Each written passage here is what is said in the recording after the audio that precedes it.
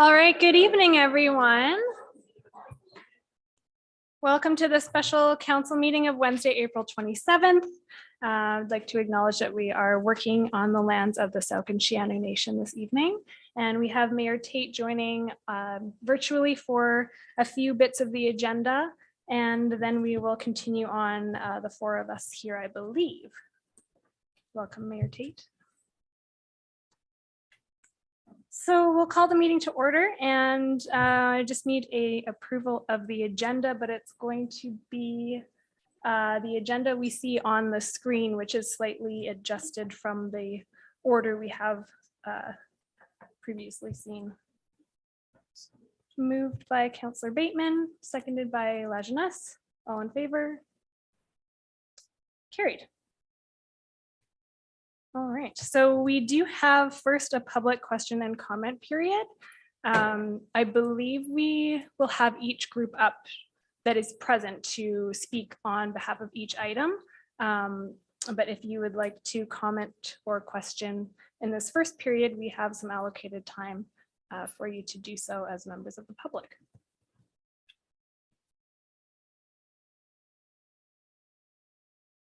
Please feel free to step up if you want to. All right, I'll call a second time. Make a quick third. All right. It is 7:03. Is that a public comment or? No worries. We've all been there. All right. We will move right into the reports. So the first report we have will be a grant application report from our staff. Go ahead, Mr. Curry. Thank you, Madam Chair. In accordance with the community grant and sponsorship policy, applications for community grant funding are reviewed once per year following the application deadline of March 15th. The district had received 19 applications this year, one of which has been identified as being received on March 20th after the deadline. We have received a total request of $99,642 of the 2022 grant budget this year is $65,000. And we do have the option of a secondary funding source through the COVID restart funds with approximately $1.5 million left at this point after 2022 commitments. The final reports have been submitted by organizations who have received prior funding. We've received all of the final reports as of today. And the community grants may be awarded for any capital or operation expenses except for the travel costs, salaries, and benefits. Just wanted to mention that as one of the funding limitations. For now, I'll turn it over to Sarah, who's organized just a list of presentations that you're going to hear tonight. And at any time, if you have questions pertaining to the policy, feel free to ask and I can clarify. Thank you. Wonderful, thank you. And go ahead, Ms. Temple. I actually have nothing to add, but I'm ready to leap right in with the presentations from the organizations if council's ready. Great. We are ready, I believe. Yeah, looking around. Looking ready. I don't have the list up on my screen, so I don't recall who's up first. First up would be the EMCS Society, and they have two presentations. The first is the literacy project. Wonderful. So Kate, before you begin. Yeah. I'll just note that I have a conflict of interest as a member of the AMCS Society who has recused himself other times the society is presented. So I'll do so again. Wonderful. Thank you, Councillor Bateman. We'll just wait 1 minute to give him some time to head into the firefighter's kitchen. We'll have a few of those in the first few presentations today, so bear with us. All right, go ahead. Yes, please press the button there and then just introduce yourself. Hello, good evening. I'm Kate Barton. I'm the current Sioux Region Literacy Outreach Coordinator. I'm employed by Dakota Literacy and EMCS Society fiscally host us. So that's why it's a co-application. I'm here this evening because many of you will know about our book bins project, and it is over 10 years old now, and our book bin bins, as it were, the shelving units really need a refresh. And we would really like to celebrate just how important they have become to our community.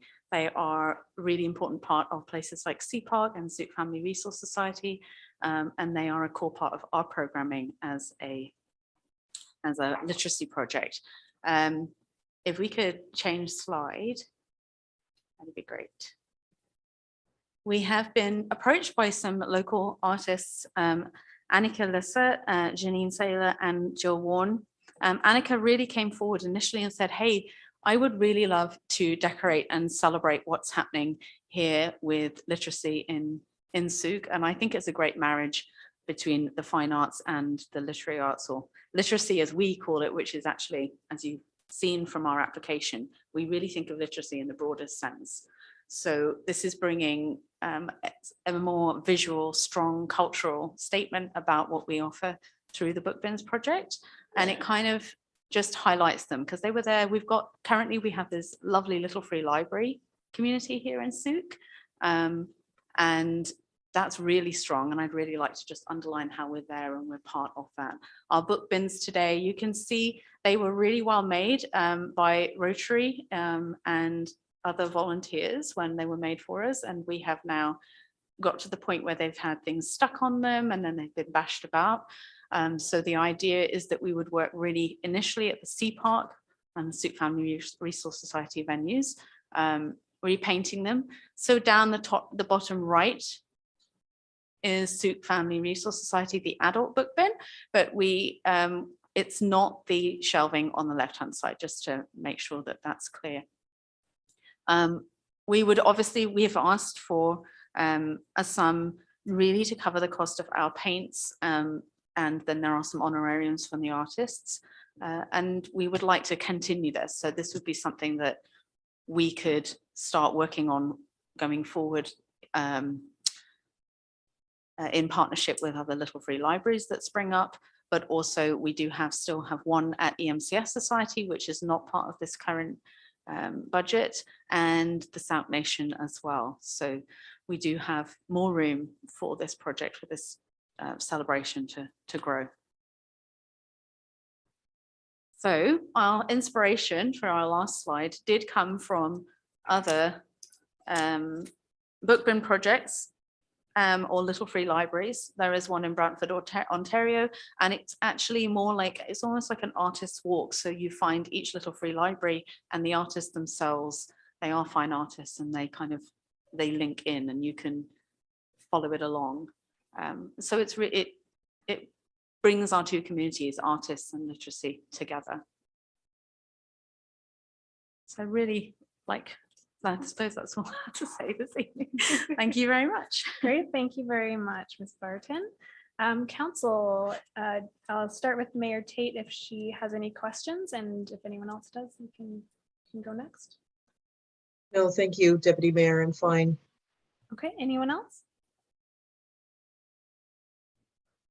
Go ahead.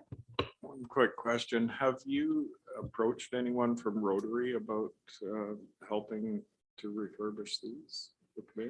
Rotary, actually we have Margot Swinsmanson sits on my task group, and Jean Tricky as well from Rotary, so they're part of that, and so they know that it's going to happen. So they're not concerned. They do know that we're coming forward for this grant application, but we haven't approached them for the financing. We know that they are actually undertaking quite a lot of making their own little free libraries currently. They've put one up out at the end of Phillips Road, and then there's also one down near Whiffen Spit that they've done. So I felt like it's important for us to reach out to other community partners. We have, to disclose, we have also reached out to the Sioux Arts Council as well, to support the artists in the community. Okay, thanks. Wonderful, thank you. All right, with that, I suppose we will move on to the next presentation, and that will be again the EMCS Society with the Youth Engagement Program.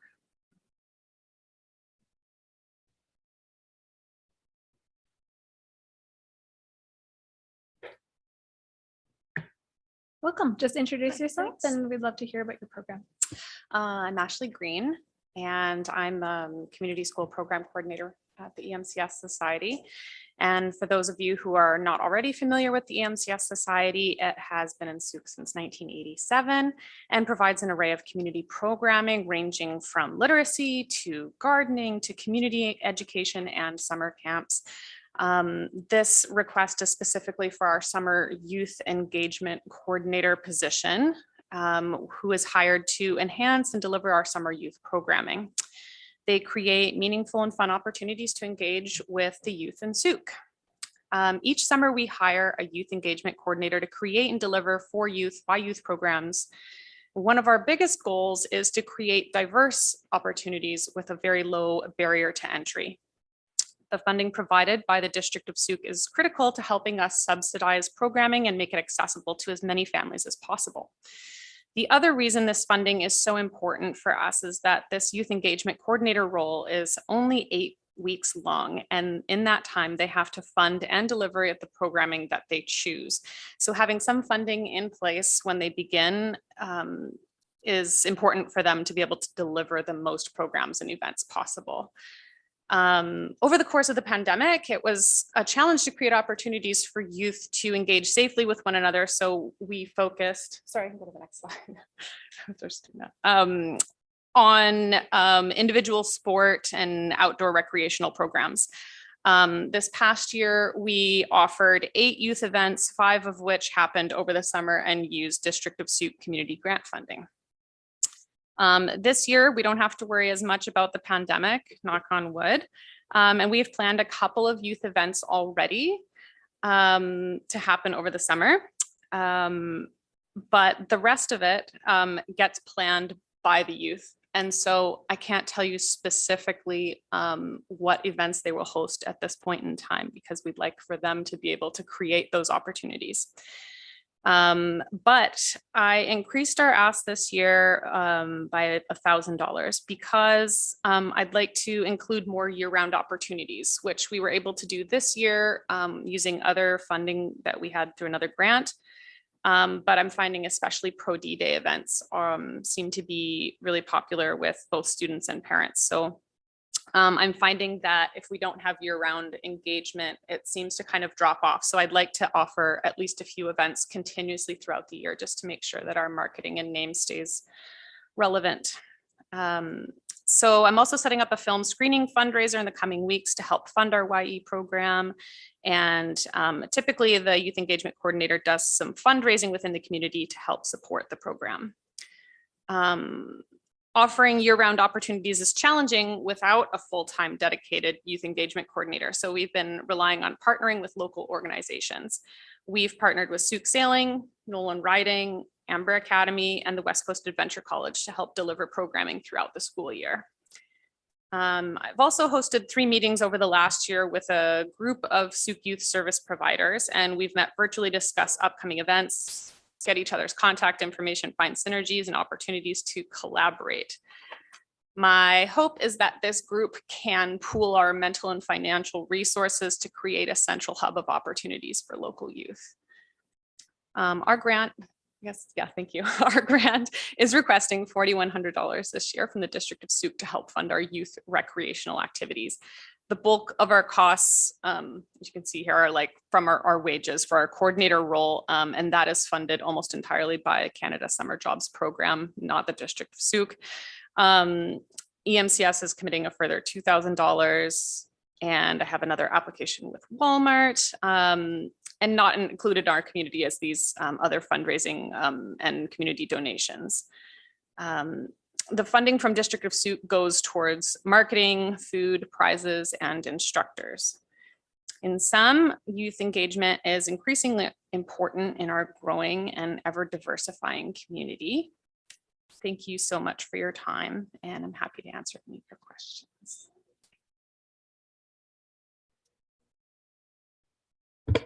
Sorry, I realized no one can hear me.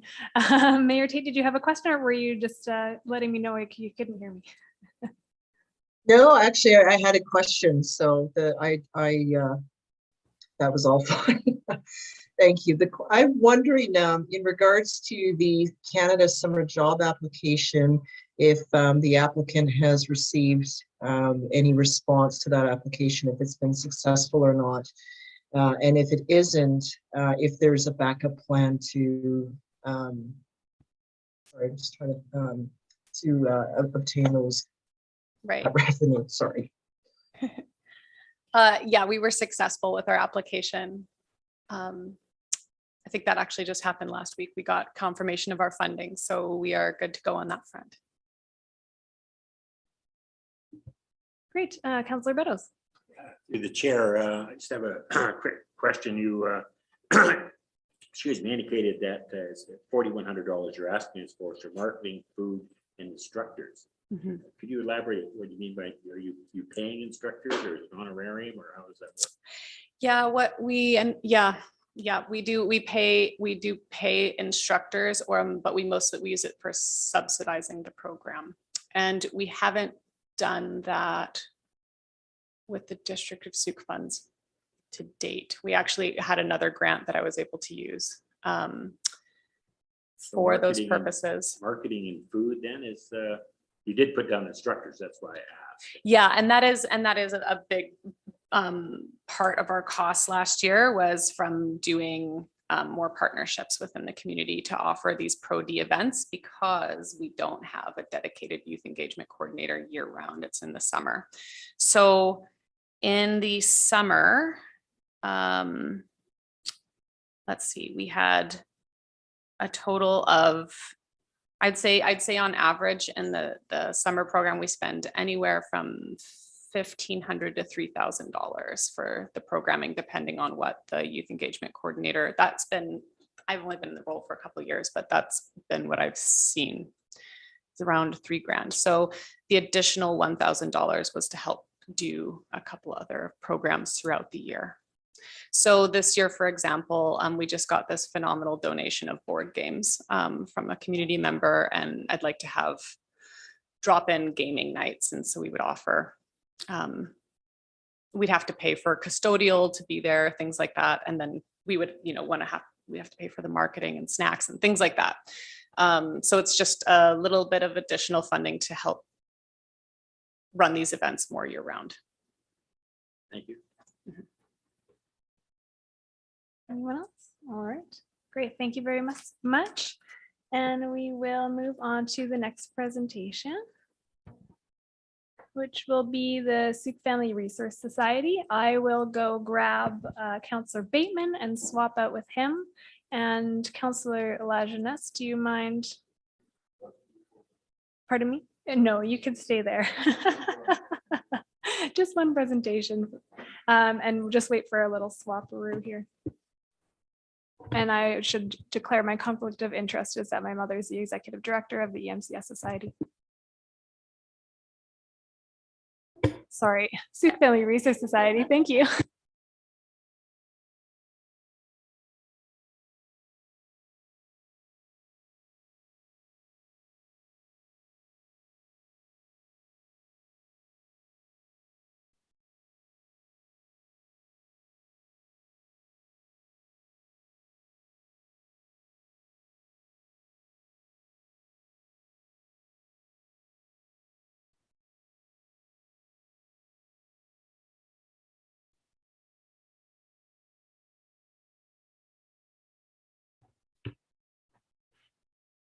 Okay, so next up is the Sooke Family Resource Society. Hi, thank you for the opportunity to be here today. My name is Daphne Raymond, and I do work with Sooke Family Resource Society, which is a nonprofit service agency supporting families and individuals in the South Island, with many of our services here in the Greater Sooke and West Shore region. We are often referred to as SFRS, and at SFRS, we offer a prenatal education and outreach program that is provided in the Sooke area. 12 years ago, we began to address a gap in services in our community and developed the prenatal education and outreach program that works in partnership with our local doctors, midwives, and public health nurses. To this day, this service would not exist without the support from grant-based funding, which continues to be the main way this support service is available and accessible to families in Sooke. Many families that access the prenatal program are struggling with more than one identified social determinant of health, which often includes mental health challenges, domestic violence, MCFD involvement, living with a disability, unstable housing, substance use impacts, poverty, living in isolation, living on reserve in a rural setting, transportation and food security issues. There are two components of the prenatal program. Outreach services are for women who have extra needs during pregnancy. This service is free and includes one-to-one pregnancy outreach education and support, nutritional support, prenatal vitamins, and support accessing other community resources. Pregnant women are supported to gain healthy lifestyle for pregnancy, learn about the physical and emotional process of birth and life with a new baby, and to gain an understanding of infant development and nutrition. Additionally, we provide group prenatal education through a 6-week class series, and the classes are provided on a sliding fee scale as needed. Annually, the prenatal program supports approximately 30% of the women having babies in Souk. Today, I'd like to share a story of a recent Souk prenatal program participant who we will call T while I'm sharing her story. T and her partner moved to Souk 2 years ago, seeking more affordable rental options. As a newly blended family with teenage children, T came initially to Souk Family Resource Society looking for resources for counseling for one of the children, legal questions regarding previous relationship, and resources regarding poverty impacts from being self-employed during COVID. While accessing support for these circumstances, T shared her own significant mental health challenges and support needs while sharing that she was 5 months pregnant with her first child and feeling overwhelmed from a recent medical experience at the hospital. Our prenatal outreach worker helped T and her partner access resources for youth counseling, legal aid, and rental assistance programs that existed during this stage of the pandemic. Additionally, working in collaboration with a local doctor, our worker supported them with the emotional impacts resulting from their hospital experience and helping T to feel supported through the last months of her pregnancy. T had a healthy baby boy and was able to continue to see the prenatal outreach worker in the early stages of his infancy. Now T attends the family support group at Souk Family Resource Society and remains linked to support resources as needed. We do really appreciate your time and consideration of support for this valuable and local community service. We understand that there are limitations to what the District of Souk funding can support. So it is with this in mind that we are asking for funding support for program materials and supplies to provide this program in the Souk community. Thank you. Questions? I'll go to Mayor Tate first. Fine, thank you, Chair Lajeunesse. Anyone else? Yeah, thank you for that overview and your application, which gives us a full range of all that's going on in your remarkable organization, from neighborhood house program. I guess there's a list of 18 programs. Right. So as you know, the districts recently entered into a service agreement with Souk Family Resource Society.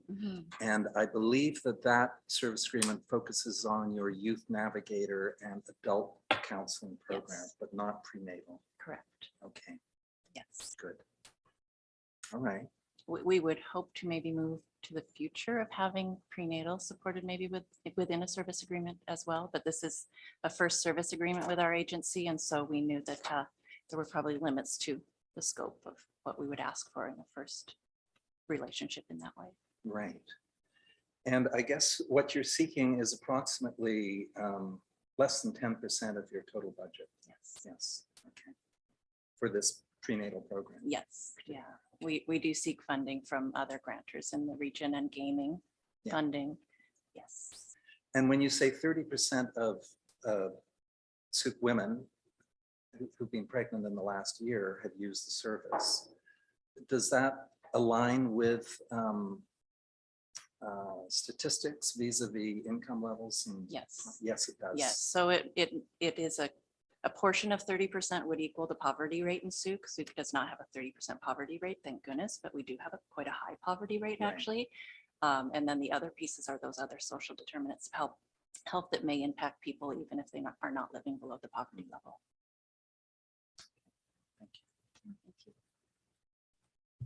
Councillor Beddoes. Yeah, just a quick question to the chair.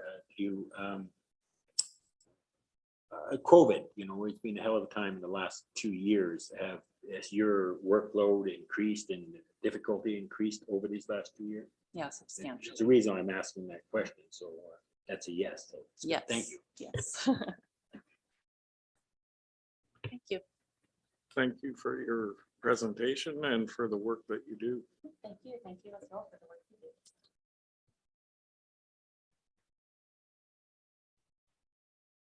Okay, so I guess we can invite Councillor Logan's back. Okay. And you have to step out for this one? Sooke, okay. Sooke Shelter Society?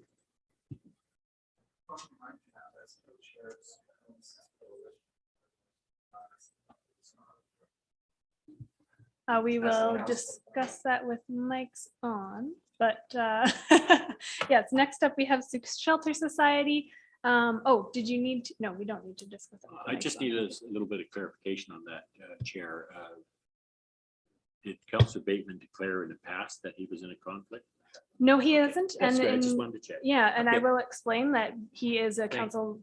I will explain that he is a council liaison, and for that reason, it's not a conflict. Go ahead, Sioux Shelter Society, please introduce yourself. Hi, everyone. My name is Olivia. I'm the mental health and addictions counselor at Sioux Shelter Society. Thank you so much for providing this opportunity and taking the time to listen to our presentation. I know the district is aware of what we do as an organization, has been very supportive in the past, but I'll give a brief overview of what we do. Sioux Shelter Society's mandate is to ensure all people in the Sioux region have access to the very basic needs such as food, shelter, and safe, affordable, long-term housing. Additionally, Sioux Shelter Society aims to provide supportive services and connection to community-based supports, which will allow people to maintain housing and avoid returning to homelessness. Currently, we operate a permanent low-barrier shelter, which houses 20 residents. And we also provide outreach services to clients who are experiencing homelessness, at risk of homelessness, low-income individuals or families, or anyone experiencing any vulnerability. The acquisition of this permanent location in 2021 has allowed us to provide services to a variety of community members in need. And we've noticed in the past year, in conjunction with financial difficulties individuals are experiencing in the pandemic, as well as the rising cost of living and our local housing crisis, that Sioux Shelter Society saw over a 100% increase in community members accessing our outreach services and supplies. While we have been able to adapt to these evolving and increased needs, we are seeing that continual funding is required to cover the cost of supplies that Souk's most vulnerable members require to bring them towards wellness and to achieve our ultimate goal of securing sustainable housing for all. So the grant funding that we're seeking tonight will support the purchase of basic and fundamental needs for our clients, which includes, but is not limited to, food cards or vouchers, bus tickets, hygiene supplies, warm clothing, shoes, harm reduction supplies, costs associated with prescriptions, and camping supplies, among other things. Obtaining these items for outreach clients is guided by our evidence-based, trauma-informed, and housing-first practices, which state that providing individuals with these rudimentary needs is a human right and offers our clients the opportunity and chance to move from surviving day to day to find these basic items to giving them the opportunity to thrive in our community. Sioux Shelter Society has been providing these essential items since our beginnings. And this work has proven to increase well-being, sense of safety, dignity, and belonging. If we were successful in this grant, these basic living items would be distributed by our shelter support workers to clients who come to our door.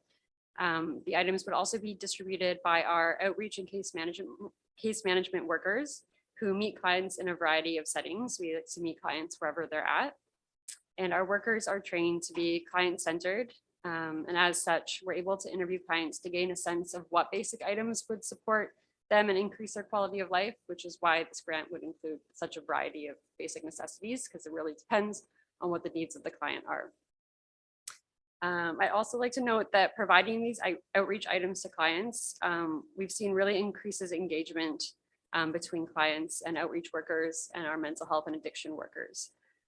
Given that many of our clients experience multiple barriers such as homelessness, poverty, mental health, and addictions, providing clients with these basic living necessities promotes mutual respect and dignity and allows us to build trust with clients so that we can give them the opportunity to take the next steps towards wellness within the context of their many barriers.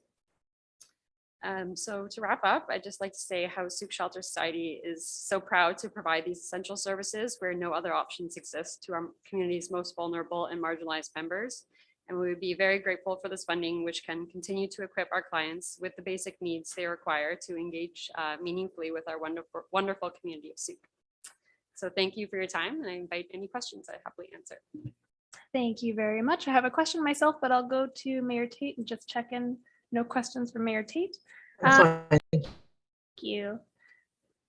Just a curiosity, I noticed in your budget that rent was not listed as a confirmed revenue for the rent from the Hope Center and the supportive housing.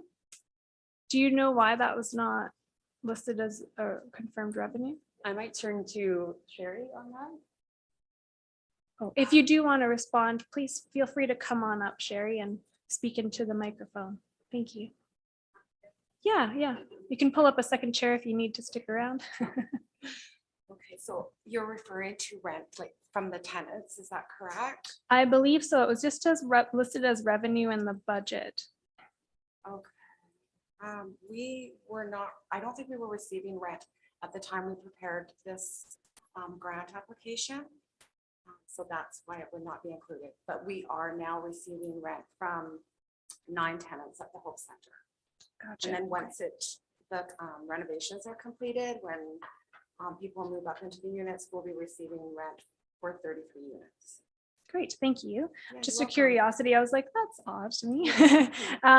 But one question I had specific to this proposal is that the budget we received seems to be more of an operational budget. Do you have any details on the funding sources and expenditures for this particular program and how the District of Souk funding, or which pieces the District of Souk would be funding? Sorry, can you repeat the question? Yeah, so the budget provided seemed to be for more than just the program described tonight. The program described tonight, is it actually the $1.25 million project, or is that something else? That's the whole program, right? So we've got the broad range of it all in there, or we do. This grant would help support some of the, well, as Olivia had mentioned, some of the outreach supports that are needed in the community. Right. Okay. I'm just curious if you have a Because the- number for, sorry, go ahead. Right, the funding that we do receive right now does not support, well, we do have a little bit of funding for that right now, but we won't, you know, in the next couple of months have anything available for busted bits and outdoor supplies and hygiene, the outreach supports. Right. Yeah. No, I Does that understand. help? Thank you for that. Yeah. Is there a budget number on how much the outreach supports cost? Or maybe it's just, I have other outreach supports and supplies listed here. Perhaps that's what it is, 42,690. Usually we get a budget specific to the ask. So I'm Oh, just I a bit see. curious, yeah. But if you don't know, that's okay. Yeah, well, it varies and it's always dependent on funding too, right? And because of the increase, it is a rather high number, a high cost. Yeah, wonderful, thank you. Yeah. Any other counselors? Go ahead, Counselor Beddoes. Yeah, in your presence, through the chair, through your presentation, you said because of COVID, there was an uptake in use. I think, did you say double or I can't remember exactly? Yeah, we found it's increased about like 100%. Oh, okay, that's good. Okay. And I think last time you did get some money out of the COVID relief fund. And, so, yeah, okay, thanks. Any other counselors? Go ahead, Counselor Bateman. Yeah. So looking at the budget you presented, which is the entire budget for the Souk Shelter Society, you have identified, and I please confirm that this is where the district funding would go, would be one of bus pass program, outdoor supplies, or other outreach support and supplies, which collectively totals a little over $41,000. Yes. Yeah. Okay. And in terms of that doubling of service need here in the community, can you give me a number in terms of actual individuals that 100% increase represents?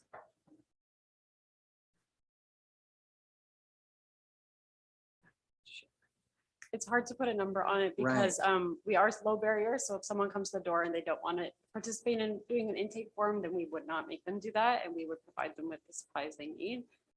We have started doing some tracking for our outreach, so we'll have a better number, I would say, this year. Yeah. We're just kind of going based on the intakes we do have, and anecdotally based on the new faces that we see at the door every day. And would you say that while COVID may be a part of the story, there is a growing number of at-risk of homelessness individuals, and people are falling over the edge into homelessness increasingly? Definitely, not all of our clients are experiencing homelessness. They're just needing that extra financial support to ensure that they don't enter into homelessness. Well, thank you for your work, and to Megan as well for all you're doing. Thanks. Thank you. Thanks. Any others? No? Okay. All right. Thanks very much, Megan. All right. Next up, we have the Amber Academy Youth Fine Arts Society. Hi. Welcome. Introduce yourself, please. My name is Kelly Dunn. I'm the Executive Director for Amber Academy Youth Fine Arts Society. Pleasure to be here again to see you guys. And thank you for giving the opportunity to speak on behalf of our organization. I am trying to do this a little bit more green with using less paper, reading information off my phone. So we are, as you know, now this is our 5th year operating our after-school youth arts and youth empowerment program. We use the arts as the vehicle for youth empowerment in our community. With the program having basically come through COVID, I'd say almost unscathed. I mean, we did lose significant amount of numbers of children in the program for the previous season. We were still able to continue operating our program.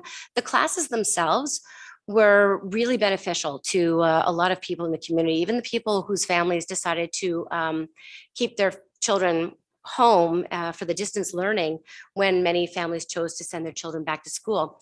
Our program was able to provide a source of artistic creativity for them to kind of round out their homeschooling program.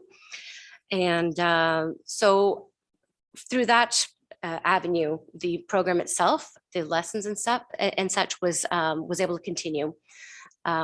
We did have a significant setback financially because without being able to do any in-person performances, loss of revenue from ticket sales, and not like we're not the only arts performing arts company that had that. So what we did experience though is normally our big spring production is where we would generate enough revenue to fund the first part of our program startup for the September, like the following season. Our funds have pretty much been eaten up by being able to sustain our program. So normally we would use this opportunity to ask for funding to support assets that we require for our program. This year, we are actually going to ask that the district consider providing a funding to help us provide the materials and supplies that we need for our program. Normally, as I said, this would come out of the revenue from our spring production that we just had, but I haven't finished, I mean, it literally was this weekend, so I haven't finished reconciling everything, but I think we've pretty much broken even. So we have nothing reserved for starting up.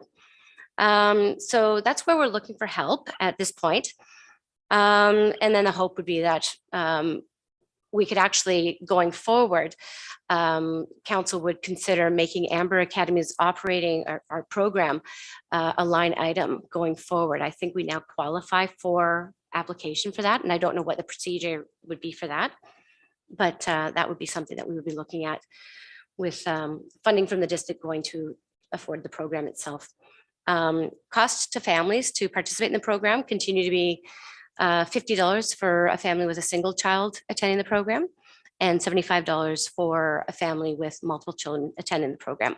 And that allows them to attend the program up to 3 days a week. We only operate 3 days a week, but 3 days a week between September and June. And we also include the snack program, which is supported also by the Souk Food Bank. Wonderful. Thank you very much. I'm just going to quickly check in with Mayor Tate. I know she's not feeling well and just want to make sure she's here for a while. Mayor Tate. I'm managing okay. Thank you for checking in. I just have one question. Do parents bring their children from the school to the community hall, or is there transportation for that? We do not provide transportation at this time. And actually, I'm really glad you asked that question because it's quite poignant at this time. We did have a budget that we were trying to attain. We had funding set aside working towards the purchase of a van for the students to do a pickup shuttle service. The budget to purchase a van used for what we would need is approximately $20,000, and we had over $14,000 allocated in our reserve funding, which was significantly, that was basically depleted throughout COVID to keep our program running. What we were able to fundraise to replenish that, we actually have just recently invested that money instead in a joint purchase for a stage to be used at the community association or community hall. And it's actually able to be used throughout the community by other organizations as well. And that was a shared purchase funded in part by the Lions Club and the Rotary Club, as well as Amber Academy. So to answer your question, no, we do not have transportation. That was on our radar. It will go back up onto our radar as something to achieve. What we find right now is, for the most part, families are driving or carpooling from the school for the younger children. Most of the kids at Journey Middle School, all the high school kids, they like to just walk and make a stop off at Chevron to get their Slurpees on the way. They're a little more independent. But yes, that is a concern. And I think we would be able to actually bring in a lot more people, a lot more children into the program if we did have a shuttle service available. Wonderful. Just a follow-up, if I may. Yeah, thank you very much for that information. I just wanted to share. Glad to hear that Journey and EMCS are using active transportation. We'll do what we can to continue to improve the network to make that safe. And just hope that you explore the transportation option, just so families who may not be able to arrange the pickup would have that opportunity for their child in the future, because childcare is at such a premium and just so hard to find in Sioux now. So thank you very much. All right, Councillor Bettis. Yes, through the chair to Ms. Dunn. I'm very much in favor of your program, as you probably are aware. But you did say a couple of times that you're depleted because of COVID. You weren't able to fundraise and you have to use your reserve assets just to keep going. Yeah. And I just wanted to make sure that that is very front and center on the record. I know I sound like a bit of a broken record with this COVID, but a lot of groups like yours have been negatively affected by COVID. And we do have a little bit of redress here that we can use. So I just wanted to make that clear. Thanks. Excellent point. Any other councillors have questions? Councillor Bateman. Well, it's more comment than question, because I just recall when you, Kelly, showed up at the EMCS Society probably a year into your program with these big ambitions and plans, and clearly looking at your reports and statement of operations, you're well on the way. I don't know if you're there yet, but I see that you are particularly good at working the grant system. I mean, you've got BC Arts Council, Coast Capital, Souk Arts Council, Souk Rotary Club, BC Arts Council, gaming.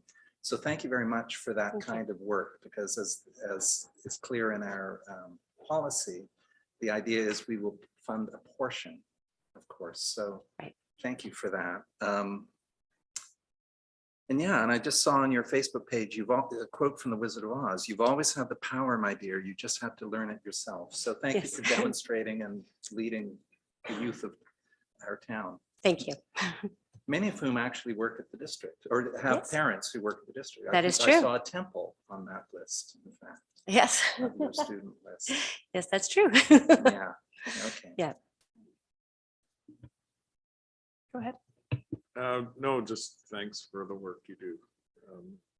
It's very important. I think with the schools, music programs have gone from the schools, and I think we need to pick up the slack and keep these programs running. So Yes. thank you. Thank you. Yes. All right. All Thank right. you very much, Ms. Dunn, for your presentation. Thank you. And next up, we have Capital Bike with no presentation, I believe, unless that has changed. If it has, please step up. If not, council, it turns to us. Does staff have a presentation? I do not have a presentation, but I can introduce the application if you like. So Capital Bike had declined coming in to present and had noted that they wanted to save the greenhouse gases and not make the trip in. So this grant is a request for $1,425, and it'd be used to run an all-inclusive 2-part cycling skills safety program for grade 4 and 5 students at our local French school. Thank you. Wonderful, thank you. Well, it's too bad they didn't join virtually, but I understand where that comes from. Council, did you have any comments or questions, concerns that you wanted to discuss about this application tonight? Go ahead, Councilor Bateman. Oh, sorry, I missed Mayor Tate. Maybe go to Mayor Tate first. Thank you. The only question I had was just, does it rotate through the elementary schools or is it just at Poye? So that would be the only, does it move around? Thank you. And I could answer that. oh, it sounds like Councilor Bateman has an answer. Yeah, for I us. do. In their report, they did note that they previously had these Everyone Rides grade 4 and 5 program at Sooke Elementary, Casinos, and Poirier. And they're coming back to Poirier this year, given all necessary funding, since it's been 2 years. So there's a new cohort of students at Poirier ready to take this program. And given how challenging it potentially is to ride a bike in Souk, I think it's great that we're offering this, that Souk, not Souk Bike Club, Capital Bike Society. Thank you for their work. Great. Anything else from council? No. All right. We will head on to item 7, which is the Caravan Stage Society. Please come on down to the microphone. It's on for you, so just introduce yourselves.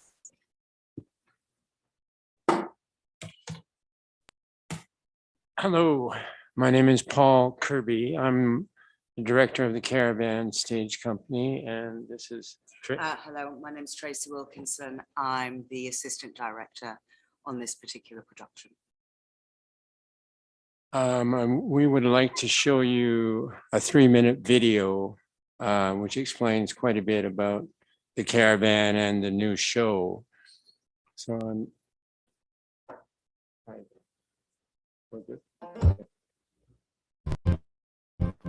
The Caravan Stage Company, founded in 1970, is launching its new season with the world premiere of Virtual Rogues, a multidisciplinary futuristic spectacle fantasy staged on the Caravan's theater ship, the Amara Z.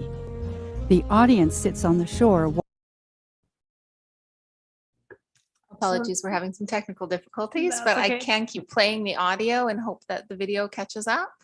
It looks like it might be catching up. Here it comes. there we go. Yeah. These things happen. I will be patient. Watching the performance on the ship's decks and rigging, and on the land surround. Here you see the Caravan ship with the staging of a past show, Nomadic Tempest. Virtual Rogues is set in the year 2055, when the Earth is populated by cyber dataist bots, with only a handful of organic species left. One being Glory the Albatross. Virtual Rogues is about the rise and dominance of the artificial intelligence society and its effects on the environment and the organic species of the planet. Will this forthcoming mega digital world be a utopia or a dystopia? Along with all the live character interactions between the humans and the cyber dataists, aerialists will play ravens and bees, singing in a variety of translated recorded languages.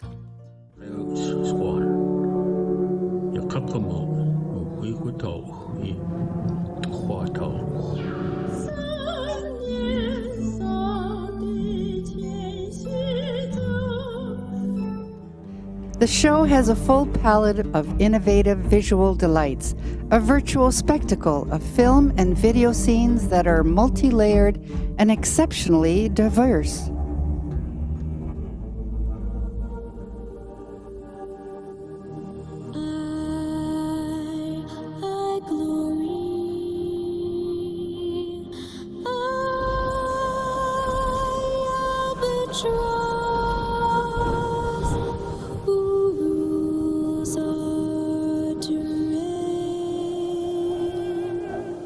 The Caravan performances have thrilled, mystified, and remained memorable for audiences throughout the 52 years of national and international touring.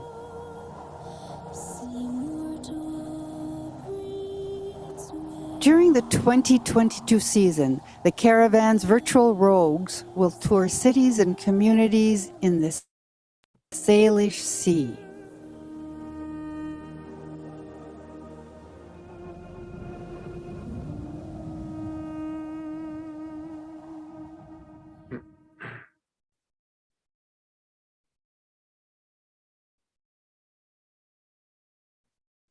I just wanted to add that we started the Caravan 52 years ago, just down the road. And we really want to come back to finish this tour, because this is the last tour. We're closing down one chapter of the Caravan, and the ship and the Caravan will stay here, but we'll just be a touring venue and not a producing and creating company from now on. So that's our main wish is to come back and perform in Souk before we finish this tour. Wonderful. Thank you very much for your presentation. Any questions? Mayor Tate, go ahead. Good evening. Thank you very much and welcome back. I am under the weather, so I'm unable to join you in chambers, but just thank you for that you're able to share the video, because I was completely blown away when I saw it down at the government dock. I didn't really know what to expect and trying to explain it to others. And so when we went, it was quite something to behold. So it's just beautiful all around. The question I do have one, is the location secured? Should you be able to return? Yes, it's a bit of a slightly unknown. We went to the annual general meeting of the Souk Harbor Authority last week, and it seems like it will be okay. We will know for sure on the 29th of this month, when there's a meeting with the small harbors. But if it's not workable because of the piling repair in July, we have plans to come in September at the very end of the tour, when we believe it will be ready. But from what I understand, the work will be done without removing the planking on top, and so that there should be it should be safe for the audience to come onto the dock.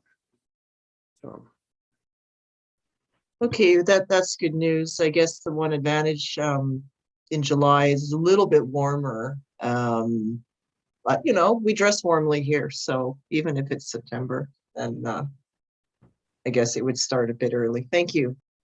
okay, you're welcome. Councillor Bettles, did you have a question? To the chair. I'm looking at your expenses here, and again,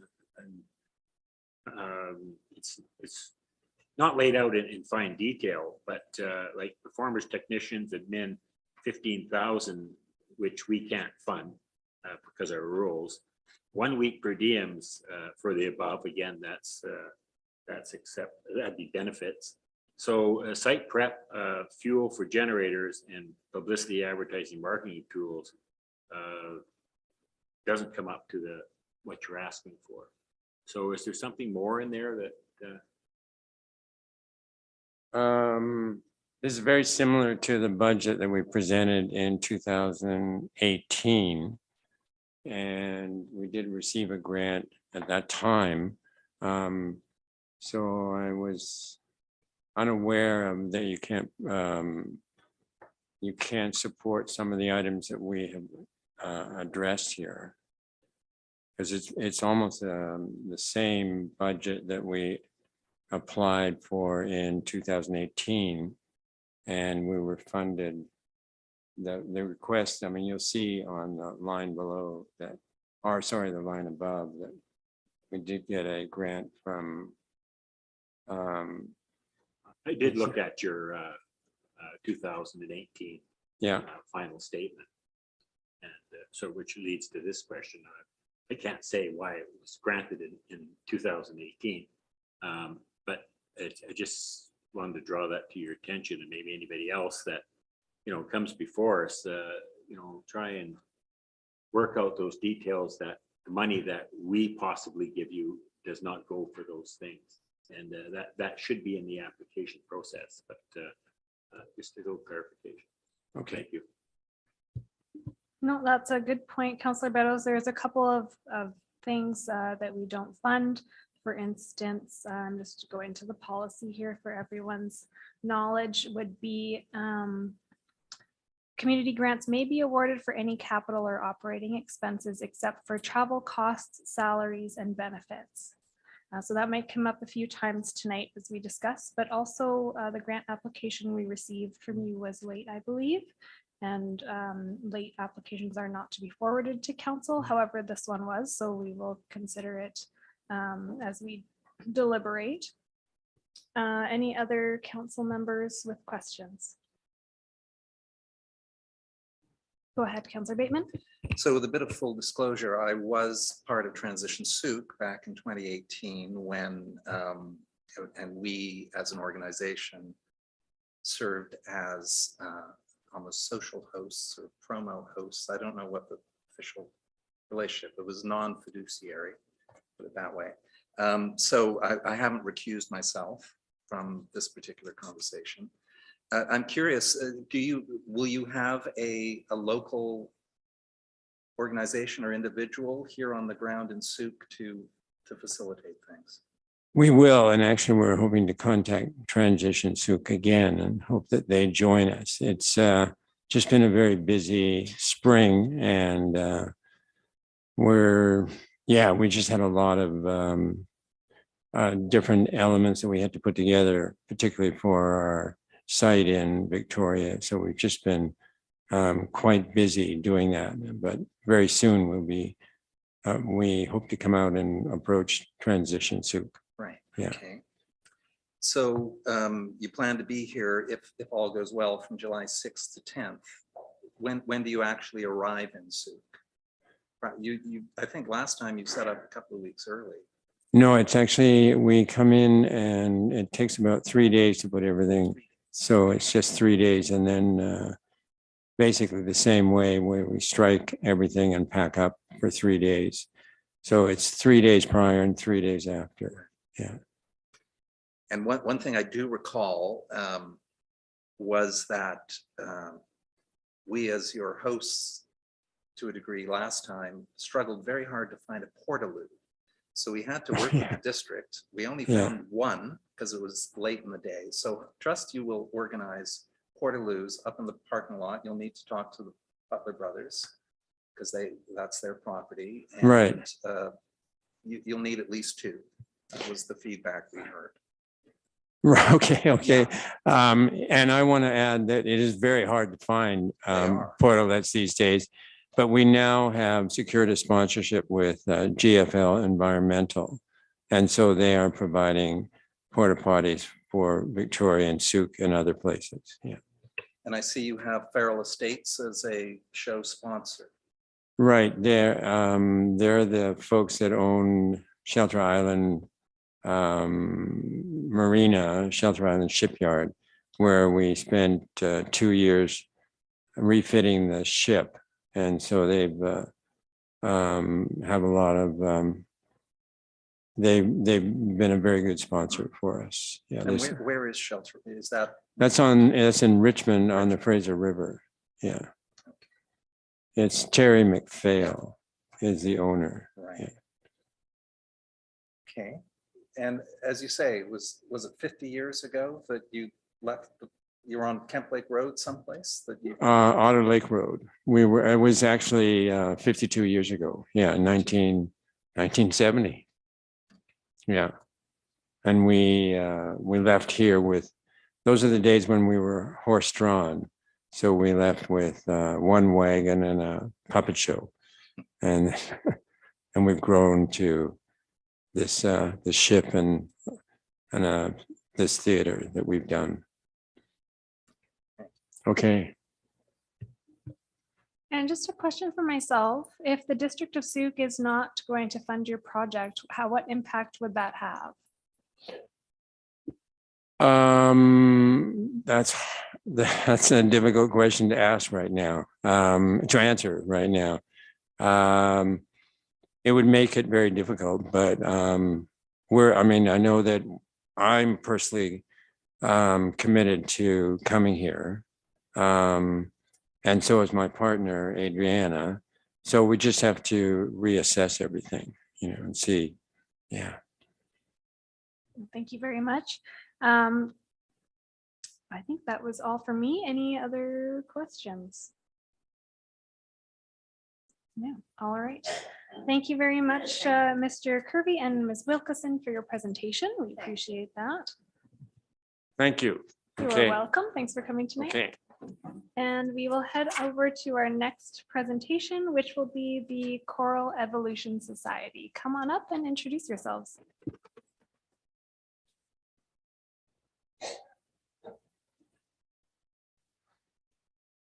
Good evening.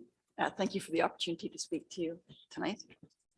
My name is Sally Tchaikovsky, and I serve as the president for Board of Directors of Choral Evolution Society, which is a very new choral group in Souk and surrounding area. We've actually only been an actual society for 6 months, but we've been singing together prior to that for about a year. I'd like to introduce Catherine Parsons. Catherine worked on this proposal with myself, and she will be presenting to you today, and then we'll be available for questions if you have any. Hi, thanks for letting us present this evening. As Sally said, I'm Catherine Parsons, and I'm the de facto grant writer on our very first application to the Sioux district. I wanted to say that the Souk, we are the Choral Evolution in Souk. It's a new performance-oriented choir for adults. In contrast to some of the other organizations that spoke, we don't have a youth component, although they would be welcome. We've just adopted our new diversity statement, which says basically any color, creed, gender, identity, you'd be welcome to come and lend your voice and enrich our sound. So that's where our position is. We do want to be a strategic partner in Souk's fine arts and cultural community. I see here on your strategic plan on the far right, arts and culture as well as public space and parks are important to leveraging the identity that Souk is developing as we grow. We will be one of the few or only adult singing choirs, which is a great opportunity for us as participants. And then it's also fun to have our new and welcome choir guests coming and the audiences, because we had a lot of diversity in that group as well. It's partly because our music director, Bruce Woodrell, who is a very accomplished director, composer, playwright, award-winning, brings so much enthusiasm. In the packet that we included with you, there's a collage of photos, and one of him shows his normal stature, which is floating above the ground as he jumps in excitement. So we are definitely recruiting members and looking to expand the choir. COVID was difficult. It was one of the reasons why the choir was formed, is members of the community like Sally had been wanting to sing and there was no place to sing. They started with a limitation on public gatherings during COVID. They could only meet as a small group. Sometimes they needed to practice outside in Langford. Also talking about that collage, we practiced outside at Ed McGregor Park. It was very cold, so we had our bundled up and chairs and mitts and muffins and a space heater for our accompanist so that he could keep his fingers warm enough to play the piano. So we're pretty committed, but COVID was quite a challenge. We're looking forward to enlarging our choir and definitely will be recruiting as many singers as we can. We, because of COVID, couldn't perform in January of last year. So our first concerts were in March of this year. We sang in Colwood and 2 concerts at the Anglican Church in Souk. Our total audiences were about 200 people. So I thought that was terrific for a brand new organization. We put up our flyers and posters, had some assistance with advertising. So the turnout was excellent for our very first. Our ticket revenues came in at about $3,400. In terms of revenues, we also ask each choir member to pay $150 for a membership. A young person, somebody needing assistance, we would definitely help them out. We're pleased to acknowledge our not cash donors. We've had people help us with web design. We had one of the local artists who did a wood pieces that we raffled off, and we've had support like that through the community and a lot of volunteer, just unclocked hours. But recognizing that you all had asked for acknowledgement of a District of Sioux grant, we would of course reflect that in the materials. And of course, you're invited to the next concerts. They're coming up in May. There is a Yeah, very soon. We're actually going to sneak out of here in just a minute because the rehearsals are going on right now. Our grant request is for $6,500. Both of it's broken into 2 parts, which is for capital expenditures. The first is the most important, is the music library. Being a new choir, we have no music. And when I say music, it's not just the physical sheets of written music. And by the way, that's complex in itself. It will have parts for soprano, alto, tenor, and bass, and a piano, and if there are any other accompanying instruments. Each of those pieces of music costs about $6 a piece. We like to buy a total of 30. Our choir is 25 members right now. And then if we do 15 to 18 to 20 pieces of music per concert, that costs about $2,200 per concert. And we've asked for funding on that for both our upcoming May concert and then for next fall. So that's half of our request. Well, $4,500 of our request. The other is stage lighting. When we were performing in the Anglican Church, it was really dark. Plus we were in our masks, out of breath and in the dark with our masks. We rented from downtown some big quad light speakers or lights from each side to try to brighten us up. And we're really looking forward to hopefully being able to buy some lights so that our show is more showman-like. I think we acquired some risers from somebody for extra cheap or donated or something. Thank you very much. So the 5 minutes is up. If you have a lot more to present, let us know. No, I and we do can not. make a I motion wanted to ask though, extend there it. is a gap in our application. At the time we submitted, we were able to give you project budget, but not our financial statements. We've engaged a bookkeeper now, and I have those here in my hand if I can give them to you. Oh, yes, you can give them over to staff and then they'll make sure we receive those. And thank you very much. If you have any questions, Sally would be your woman. Yes, just note that Mayor Tate won't be able to have one, but she's still on with us here tonight. And I'll turn to, actually, right before I do turn to questions, I just wanted to say that one thing I caught in your presentation was, of course, I would catch this, that you were very open to having youth join your choir, but then called yourself the only adult singing choir. So just a note, youth probably won't feel welcome joining if you're marketing yourself as an adult singing choir, but just some wording to work on there. Mayor Tate, did you have any questions? Go ahead. So thank you. I'm just wondering, when folks express interest in joining the choir, do they is it requirement to have some experience or talent, or is it more just a desire to sing? We find that just about everyone can sing. What is mostly involved in singing is rehearsal and joy. And if you can put those two together in sufficient quantities, you'll have a pretty good choir. We've had very, very few people who've come to our choir and actually decided it's not for them. Most people will come. We usually have 1 or 2 rehearsals where people can come in and just enjoy the choir. Some people don't read music. A lot of people don't read music.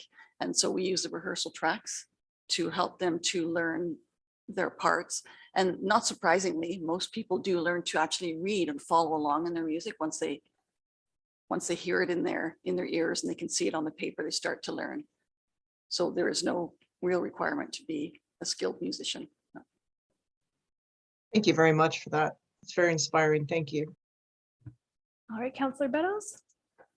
Yes, through the chair, thank you very much for that presentation. I see here that your revenue is basically not secure. It's memberships, no, in housing, fundraising, no, everything's no. Have you got a fallback position if some of those things don't come through? 2 things. I wanted to address that we are new to the whole field of fundraising. And so just yesterday, we submitted our community gaming grants request, and we will start working that grants cycle as soon as we can. The one grant writer can get her applications going. Well, the reason I asked that is there is a Rotarian and a Souk Lion in the room, and you know, especially for somebody starting up something new, it might not be a bad idea to approach those service clubs and see if you can get some, especially when it's brand new, some interim funding. But good luck. Thank you. Any other questions? Go ahead. Yeah, thank you for the presentation. I'm glad you noted the most important of your priorities is the music library. That's right, because as you heard at the outset, we have $99,000 in requests, and we have a maximum of 65,000. So it's likely for probably all applicants, you will see less than you'd have hoped. So you're stating the music library, the 4,500 for the spring and fall seasons is a priority. It is. Yes. And as you, if I can call you Sally, know through the Sioux Community Choir, it is an iterative process, right? So over the years, I know the choir came to us repeatedly and built up a complete and Very substantial library. yes, and lighting and a Yes. bunch of other things. Okay. We're starting in the very beginning of that. So we actually started singing out in the field, and we just all chipped in some money and bought our first few pieces. And that's what we started with. Yes. We'll be singing some of those at the end of May if you'd like to come hear it. And that'll be at the Anglican Church, will it? They will. Yes. Okay. Thank you. Anyone else? No? All right. Thank you very much, Ms. Tichkovsky. Hopefully I said your name properly, and Ms. Parsons. Have a great evening. And up next, we have Fed Urban I can't talk. Agricultural Society. There is a note that there's no presentation. Any note from staff? Not a requirement, but no, nothing from staff. Council, Mayor Tate, did anyone want to comment or question amongst ourselves? Councilor Beddoes? Sorry, Bateman, sorry.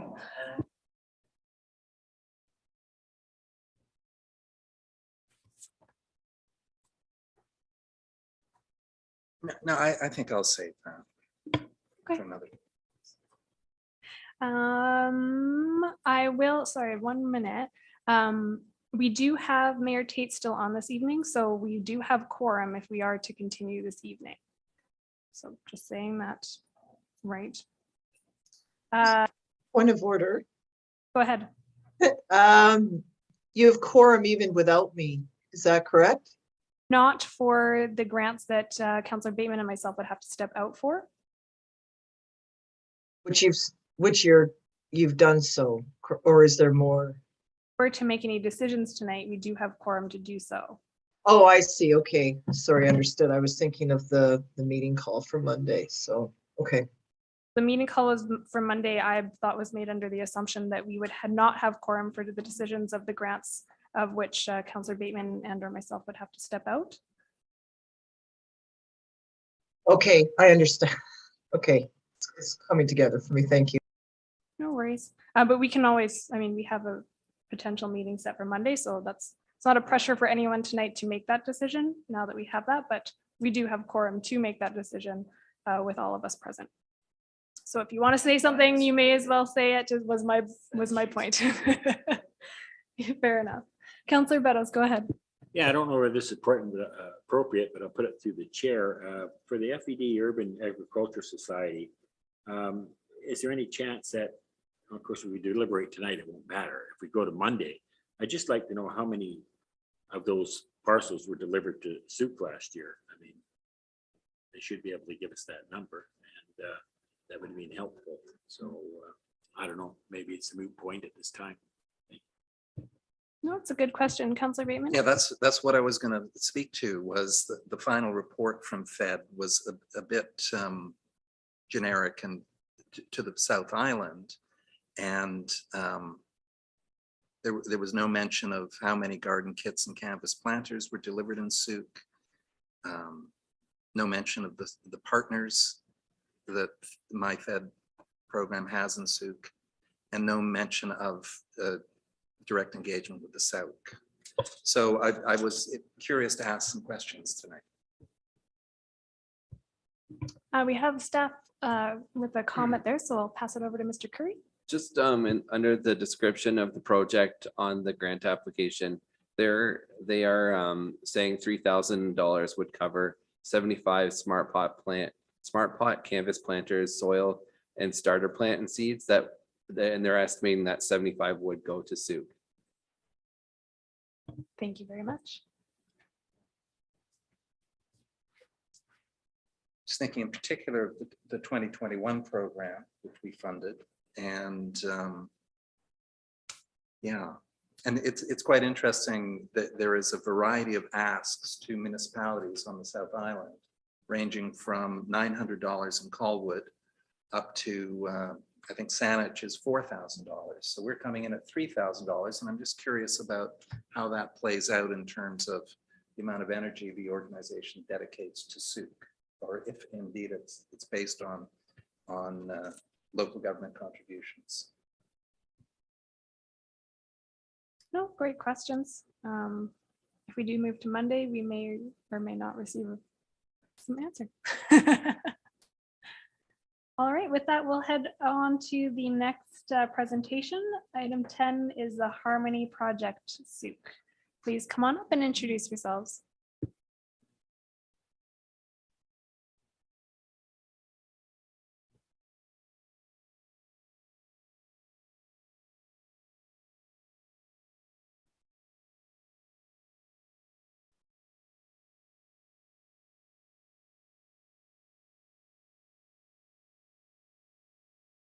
Sorry, Mr. Crystal, I think you just need to press that button again. Thank you, and introduce yourself. Okay. Thanks. Terry Crystal, Harmony Project Board. And with me is Lorna Bjorklund, Executive Director of Harmony Project Souk. To begin with, we want to thank you for taking the time to look at all these applications, ours as well as everybody else's. It's an onerous task, and it's appreciated.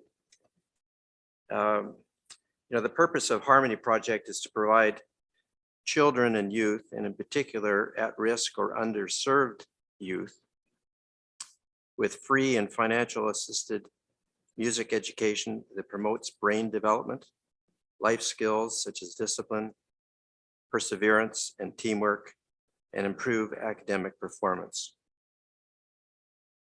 That's fundamentally our goal.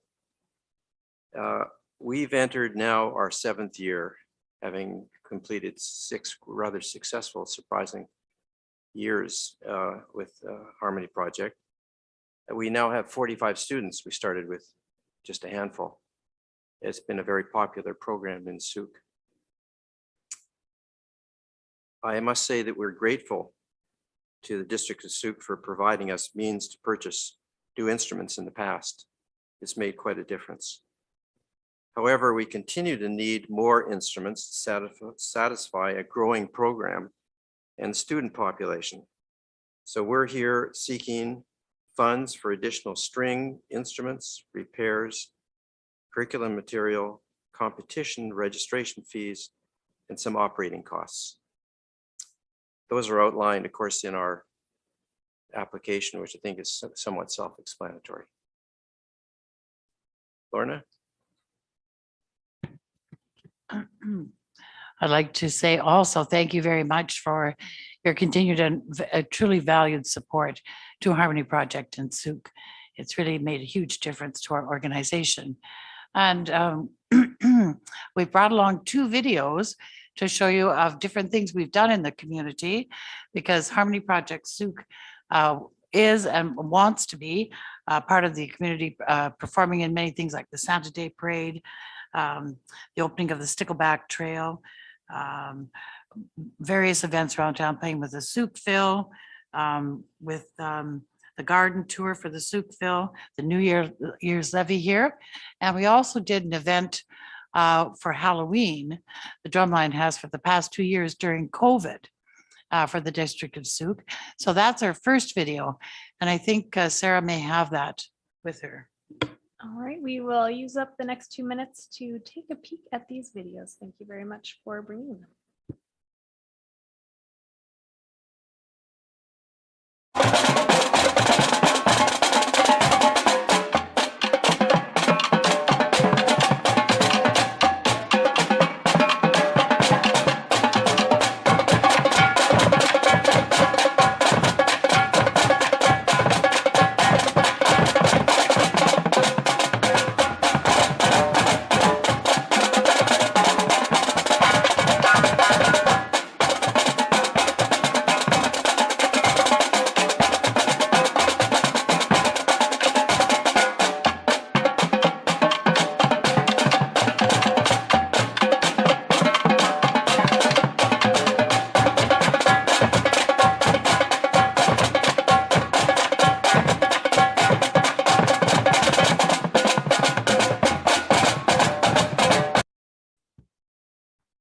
So that was one we did for the past 2 Halloweens. This is a Christmas concert this year, I guess December, the strings down at Holy Trinity.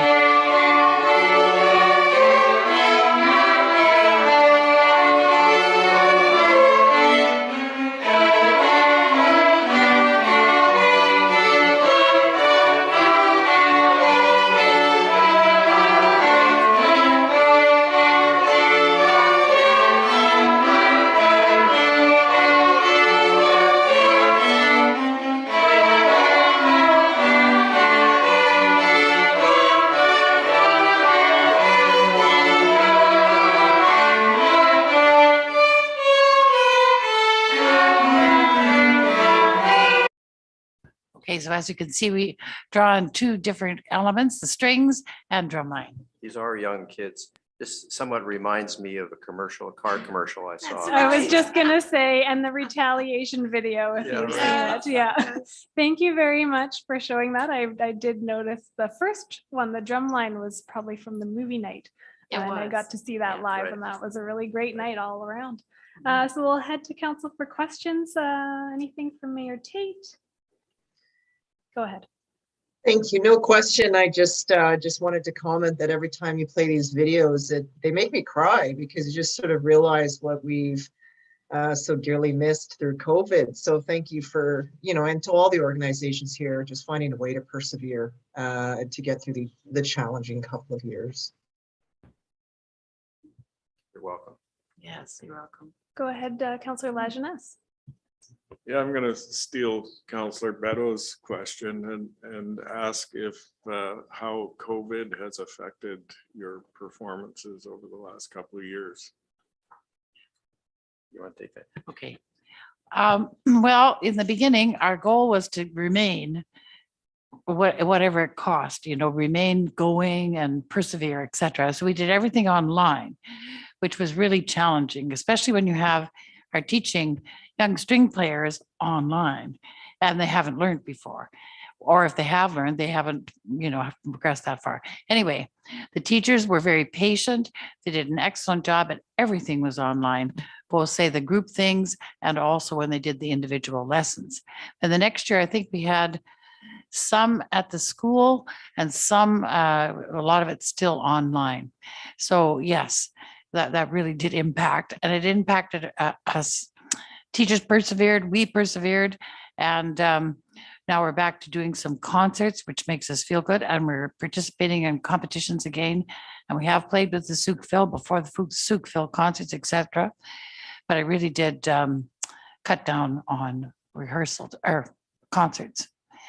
And that's kind of a little depressing for kids, not to have somewhere they can show off what they can do. That's depressing for everyone.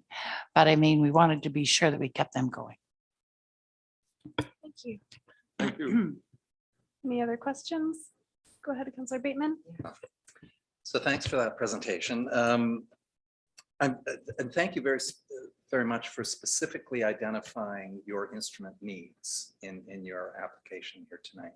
Because as I mentioned to the previous applicant, you will likely get a portion of your ask.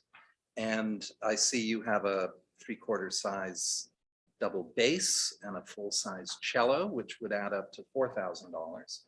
And then some subsequent instrument repairs and parts and curriculum materials. Is that in a priority order that you've listed those as needs for the Harmony project? Yes, I would say so. Every orchestra has to have a bass, and we're going to be moving our location. So we won't have access to the bass we've currently had. So we need to have one that goes with us. So that's, and then of course we've got players that are growing. So a cello is an expensive thing that we just can't randomly go out and get. So the purchase of the cello would be something that would have as a special fund from a grant from here. Okay, good. Some follow-ups here. I see in your 2021 financial report on page 179 of our agenda here, under municipal grants income 2021, you have $4,000, which was the amount of the community grant. And of course, council contingency, through our contingency fund, we gave you $3,000 for Halloween event for the second year running. Is that reflected in your income statement under another category? Can you answer that?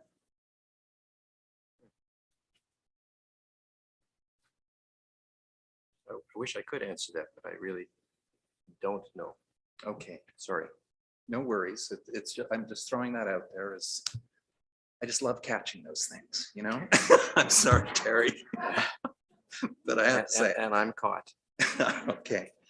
My next question, and maybe you could let us know by next Monday night. Sure. If indeed that's how things play out. Yeah, we don't know. Finally, I just wanted to know, 7 years, you now have some graduates. Have they carried on with music as a pastime or a calling or career? Yes, we've got one boy who's studying up at the University of Victoria. He's in the Bachelor of Music program. Another boy went to film school in Vancouver, and he's a sound engineer. But he's used his cello because a lot of the people that go into sound production are often musicians, and so they gather together and they have like jamming sessions and things like that. But also, of course, you spend a lot of time training your ear, and so of course sound production, that kind of thing, is right up that alley. And I imagine those drumline players are assertive young men who are marching forward in the world. Yeah. Yes, they are. All right. Well, thank you very much, Mr. Crystal, Ms. Bjorklund, for your presentation. We appreciate everything you do. And we will move to the next presentation. Thank you very much. Oh, you're Thank you very welcome. much. Point of order, Madam Chair. Hi here. Yep, go ahead, Mayor. Oh, Tate. Okay, thank you. I'm sorry, I'm no longer able to stay with you tonight. Okay, no, that is completely understandable. We really appreciate you being able to stay as long as you did. All right, many thanks to council. Thank you, chair and staff, and to all committee member or sorry, all applicants in the room tonight. Thank you for your many valuable contributions to our community. Take good care. You as well, Mayor Tate, get some rest. All right, Monday it is. So just so that everyone knows, because we won't have quorum to discuss the final outcomes of a few options, a few of the grants tonight, we do have a meeting scheduled for next Monday, where I believe most, if not all of council will be in attendance to make those final decisions. So if you're waiting for a decision tonight, please feel free to head out. Otherwise, we will continue with the meeting.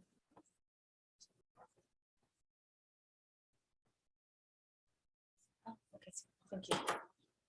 So we did have Kidsport, but I'm guessing they're not, or they're up next, or I might be wrong here.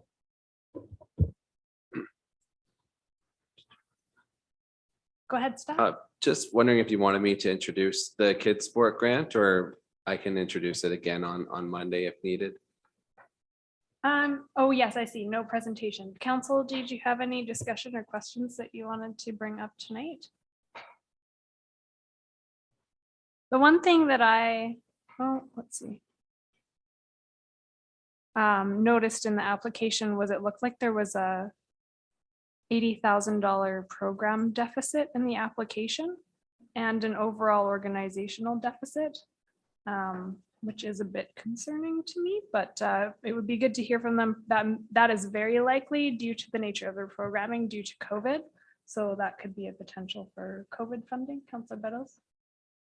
Yeah, through the chair, yes, the staff, but is there any way we could find out how many children were helped in Souk? Are they able to give that information? Yes, I will. I actually just dug up right now the 2019 final report that was received, and they had mentioned 74 people or kids in Souk were funded for sports registration, which was approximately 20,000 or just under shy of $21,000 in support that they received in Souk, and that was related to 17 various organizations also linked in the greater Souk area. Thank you, Mr. So Curry. when I read that, I thought that was for a larger area, but I'll take your word for it. Okay, thank you. Councilor Bateman. And the one question I had regards whether Kidsport is approaching all municipal governments on the South Island or selective. I suspect it's all, but in their revenue statement, I don't see reference to local governments. Right. No, good question. Any others? Okay, we will move on to our next presentation, which is the Souk Boxing Club. Welcome. Please introduce yourself. Thank you. Do I have to start that? Okay. Good evening. My name is Ellen Connor, and I am the head coach of Souk Boxing Club. Our club is more than just a sports organization. We are a community within a community. We were established as a non-profit society in 2016. And how come this doesn't, oh, there it is. Oops. Yeah. There we go. The purpose of our club is to promote the physical and mental health and well-being of our members through the sport of boxing. Our club is inclusive and has members of all walks of life, ages 7 and up. We say 60 plus, we do have 60 plus. The next one. Boxing is way more than a sport. The psychological benefits are immeasurable. If anybody has ever boxed before, you 100% agree with me. Our club is also all-inclusive and we welcome everybody. Doesn't matter what way of life. We believe that the Souk Boxing Club is aligned with the District of Souk's core values and guiding principles, promoting the health and well-being of residents by championing recreation in our community. At Souk Boxing Club, we offer our members opportunity in both competitive and recreational boxing. Our club has and continues to host events attracting people from all corners of the world, in turn promoting Souk and our surrounding community. you guys can read that because I kind of defer from it a little bit.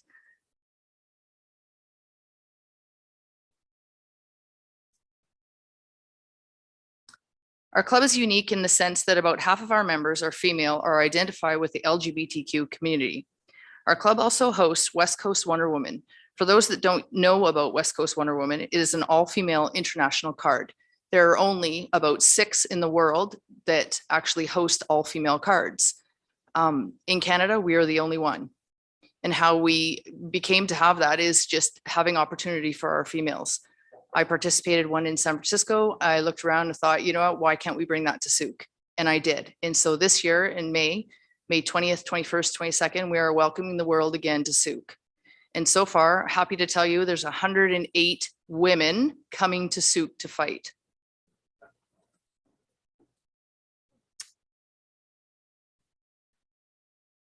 Okay. We are here tonight to present our grant request to obtain a boxing ring. So we have recently moved from our location, which was the old Salvation Army, and we've moved into the old church across from the EMCS. Now we have a partnership with Souk Nation that if they need the building, that we will vacate the building and they will have it for ceremonies or whatever they need it for. So therefore we cannot secure a boxing ring as we did in the old location where we actually secure it to the floor and secure it to the walls, right? So with our application, we're requesting for a standalone ring, meaning that it's not secured to the floor, it's not secured to the walls, it's a standalone. So it's an easy pop up, easy take down. We can transport it if we have like a sparring event in the community where we want to showcase boxing, we have that available. Okay, moving along. I have 1:30. Okay, so direct benefits of having a portable ring will provide the club's regular participants to allow to, I just said that, to move the ring in and out. Now, having a boxing ring, people wonder, well, why do you need a boxing ring? Well, to make it realistic and to actually have an even playing field for our competitive members, having a boxing ring is realistic. A makeshift ring isn't realistic. We also offer boxing to EMCS, Journey, EMCS Hockey Academy, PE classes, Souk minor hockey, and the Souk Nation youth group. So we have many different people that come in and use our facility, and we teach them boxing. And having a ring is just, it's way more realistic and just the whole feel of the boxing. Okay. So there is our permanently installed at our old club. As you can see. And that's our makeshift right now in our new club. So you can see that the hand ropes or the hand wraps are using. So again, to provide better in-house training for all of our members, competitive members especially, and then the different groups that come in. It's the EMCS Hockey Academy. And so here's the proposed new portable and easily assembled ring. The budget for the ring is actually, the new ring is approximately $13,800, including having it shipped here. We are requesting a grant to $7,000. And my time is up. I will You did a respect great that. job of sticking in the time limit. That was a great presentation. I know you just did a trip to Mexico with your team. We did. And did very well down there. So congratulations with that. Thank you. And thank you for providing that opportunity to Souk's youth. That's something they'll never forget for sure. And then also providing the opportunity for the 108 women coming from probably all around the world as well to fight Yes. here and be sport tourists in our community. So that's fantastic. Any questions from council? Go ahead, Councilor Beddoes. Yeah, I don't want to again sound like a broken record, but there are service clubs in town that might help you out too. So keep that in mind. Thank you.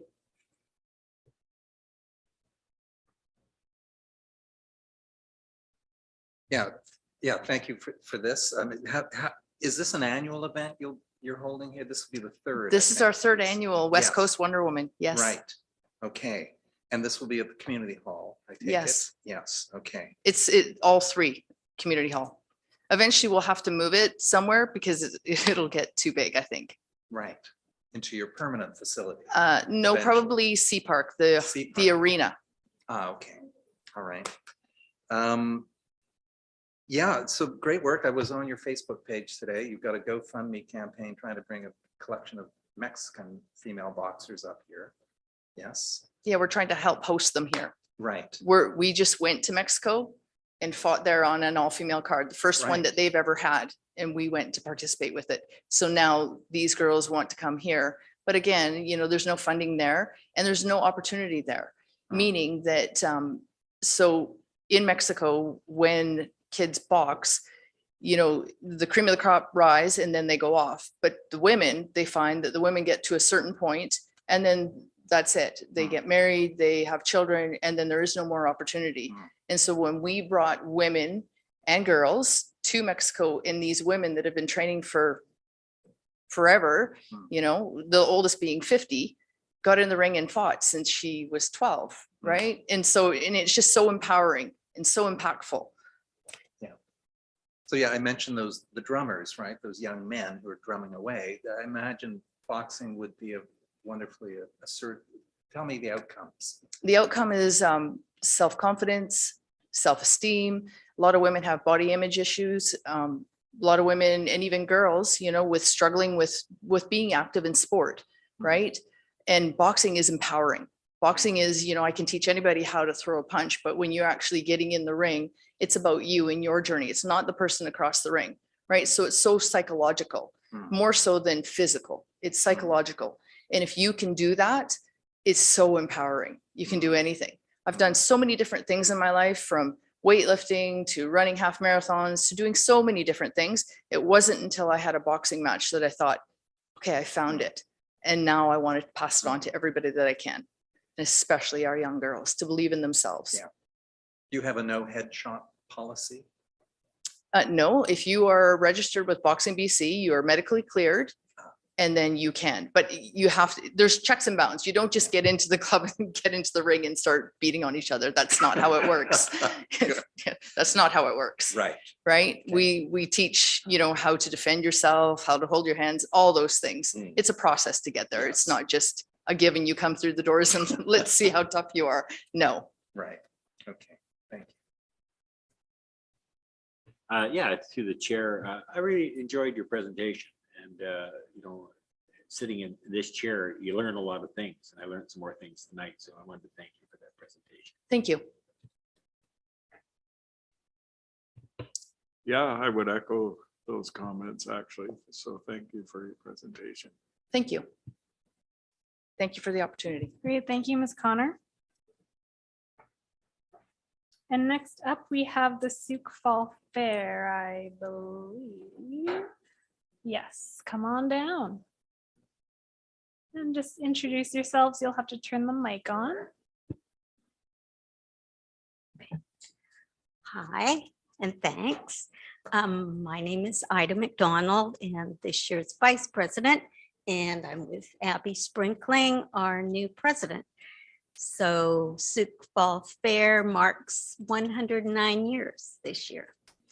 And of course, the last 2 years has been a bit of a struggle. We did have some online contests in line with BC Fairs. And it was nice having the table, our display table at the celebration day at the park last year. So we were able to tell people that we were still alive and well. And our 2019 fair was the last traditional fair. And we attracted 2,042 exhibits, which was great. Almost 700 entrants, and every exhibit has to be accompanied with a little entry tag, and all of those are printed on our very sad little old computer. So you probably know where we're going with this. And they have to be like all the information for our judges. For every entrant has to be entered. That's a lot of data. And I guess our last computer, well, our only computer was purchased in 2010. So it's, you know, technology's come a long way since. So we're looking for improvements, and we're fortunate that we do have a member who is pretty good when it comes to technology. So he's right now helping us, and we're kind of working through. And did you want to say a few things, Abby? No? Yeah. Okay. This is my first time kind of public speaking, so I'm really nervous. So, Madam Chair and councillors, as Ida has mentioned, we are here to ask for funding to fund our new laptop. As many of the previous presentations, the pandemic has had an effect on our organization and fundraising. Many of our fundraising has been in person with markets, car shows, craft fairs, and of course the fair, which we haven't been able to have in 2 years. This year, we are hoping to host a proper fair on September 10th and 11th. So our current limited budget is to go and hosting our fair, which leaves nothing to upgrade our hardware and software. Also, we would like this new upgraded technology to, this is also to keep relevant as we want to engage and encourage the next generation of fair volunteers and executives by having an updated computer system. That is right. And the students that come from EMCS, they have come to us during fair weekend to earn their credits for the volunteer program. And these kids were in kindergarten when we bought our computer. So it would be nice to have something a little more current. Yes, Yeah. exactly. Yeah. And also with our the fair administrative software and our laptop, it cannot be upgraded and it can't be used on the internet. So that is something as well that we want to move forward to, is having entrants being able to do online entries. So right. Yeah. Right. And there's just one volunteer that has been, putting all of the data in, and that's hours and hours of volunteer work, which what we have. So if we're connected to the internet, we can kind of share the workload. And as the entries come in, we can all take part, because every little exhibit has to have class section. For the judges, they have to be able to enter first, second, third. We have to establish who the trophy winners are going to be. I remember years ago, we were up till midnight when everything had to be done by hand. And we want to be able to present the winners on the Sunday evening. I know some of the bigger fairs, they have 2 weeks later, they're able to have a little soiree and make the presentations, but everybody really appreciates being able to, show off what they've done and have the aggregates and all of the points, and the money for each person has to be calculated. So it's quite a big job. Definitely. Thank you very much for your presentation. Well done. Any questions or comments, Councillor Lajeunesse? Yeah, a question through the chair to staff. I'm just wondering, the district buys a lot of computers and IT equipment, and I'm just wondering if just due to volume purchasing, if we get preferred pricing, that we could help out to kind of get better quality equipment. And maybe a laser printer, because the ink, it's going to dry up. Yeah, yes, absolutely. There's not a huge difference in our rates for computers, laptops as retail, but a small break. But yeah, absolutely, you could buy something through us, or we could even see if there's anything to that's end of life as far as what we use to pass along. I know we do have a plotter, which is a mapping printer, which is longer than this desk, that we may be donating to the high school, but I don't think you want to print maps. So, well, yeah, we could see what's available for sure. Great.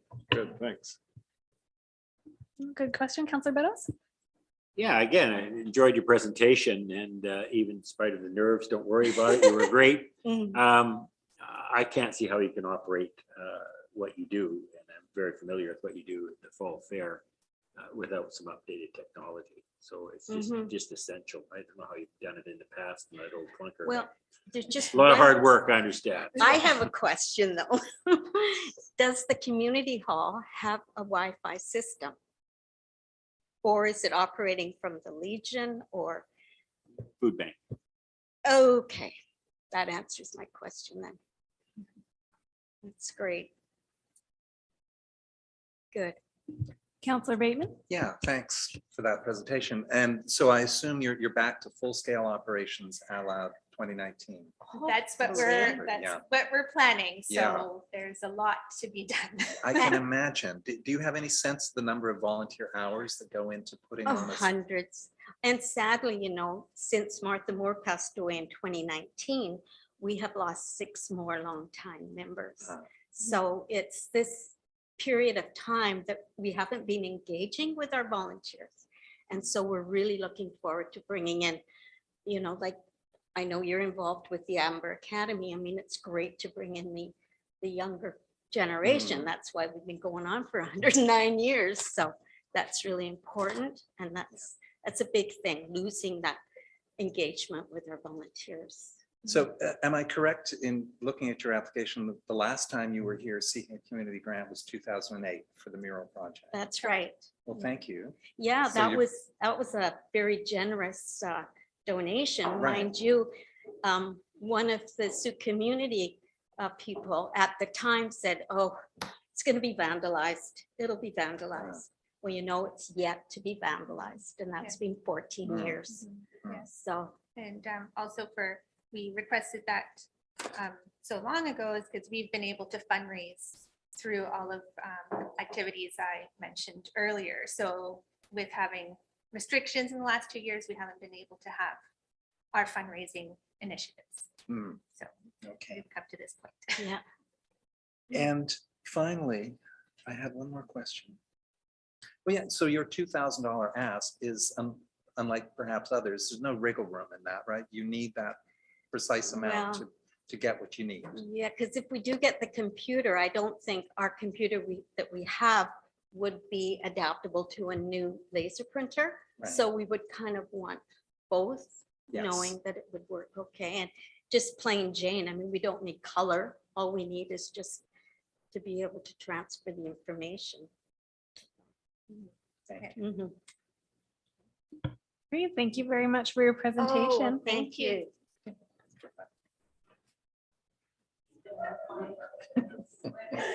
Okay, so next up, come on down. We have the Souk family, or sorry, Souk family. That was moved. Sorry, I'm looking at the old agenda and the new agenda at the same time. It's the Souk Festival Society. Hello, welcome back. Thank you. Mike's already on. Madam Chair, councilors, thank you for hearing us all today. I'm Peter Jonason. I am the president of the Souk Festival Society. And our marquee and only event is the Souk Music Festival. And I'm hoping Souk Council would want to be, or Souk as a city would like to be a partner in our festival again this September. This year will be our 7th consecutive festival. We intend to do it again in the same park, just pushed up that way a little bit. I think you all know what it's all about. You've all been there. We want to do the same thing. We just want to keep it growing. We're growing incrementally each year. We hope to continue doing so. September 2nd, 3rd, and 4th. 2nd will be at the Legion, 3rd and 4th in the park. And that's all I have to tell you. But I imagine there'll be some questions.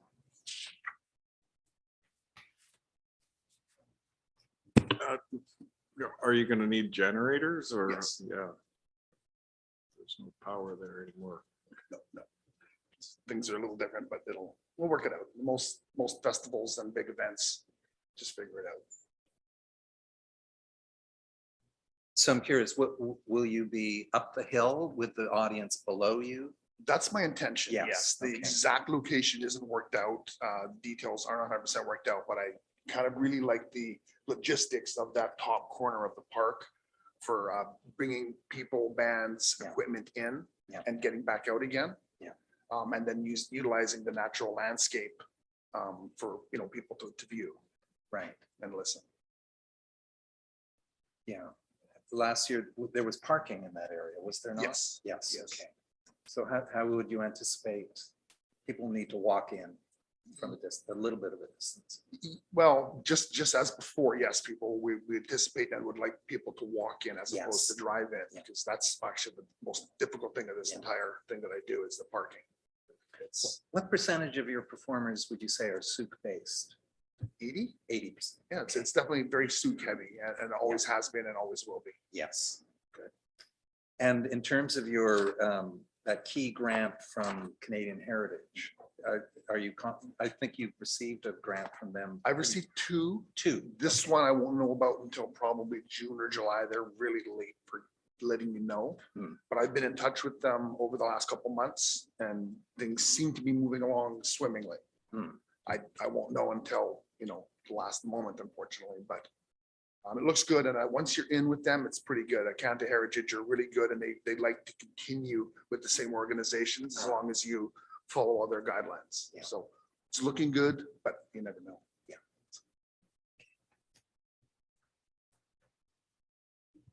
All right, anyone else? No, thank you, Mr. Jonathan. It would be great to see your festival happen again this year. Yeah. Next up, we have the Sooke Tennis and Pickleball group. Come on down and turn on the mic, please, and then introduce yourself.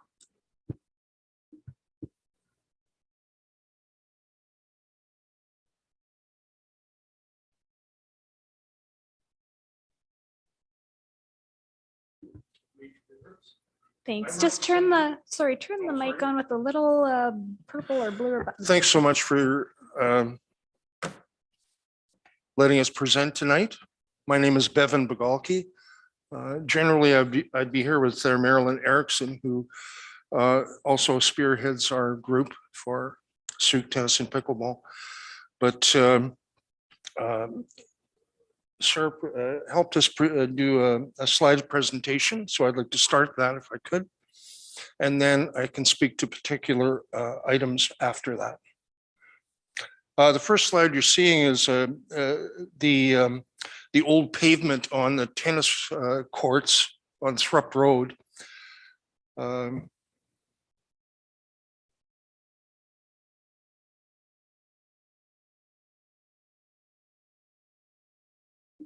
Oh, did we, I think.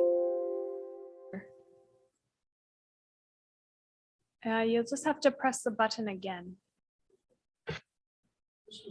Oh, no, it's off again. It may be a There we go. technical problem. Okay. This is a slide of the courts and the condition they were in before we started our serious fundraising and project work on the courts. And that's a version, there's Marilyn and myself, that's a version of our courts up to date so far.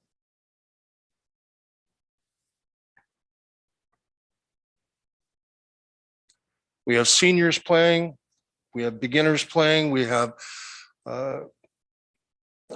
kids from the high school playing, as well as students from Journey Middle School playing as well.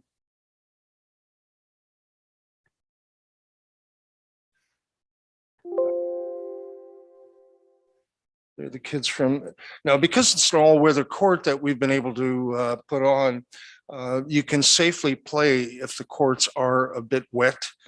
We also have equipment at the courts that help clean the surface down.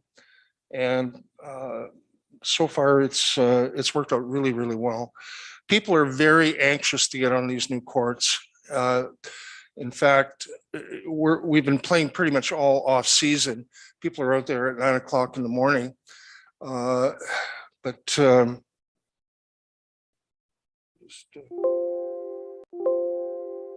What we did is convert the one front court into 3 pickleball courts.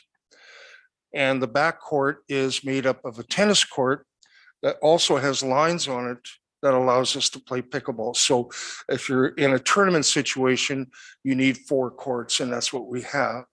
They're multi-purpose. The back court is multi-purpose at least. Marilyn and I raised over $40,000 in the last couple of years to make this happen. And the project is still ongoing. We're not finished. We've put out an ask list on our budget here. Our original ask was for $6,300. And we had a private donor give us $1,500 last week. So our ask is now $4,800. The project is proceeding. We anticipate another 2 or 3 years before it's completely finished off. But one of the things we'll need is new signage, a locking message box so we can put up notices for people so they can view the schedule for the week or the month. We have to complete the bottom rails along the fencing that goes right from one end across the back and the sides and up to the parking lot area. That was never completed when the courts were built over 30 years ago. So that has to be finished.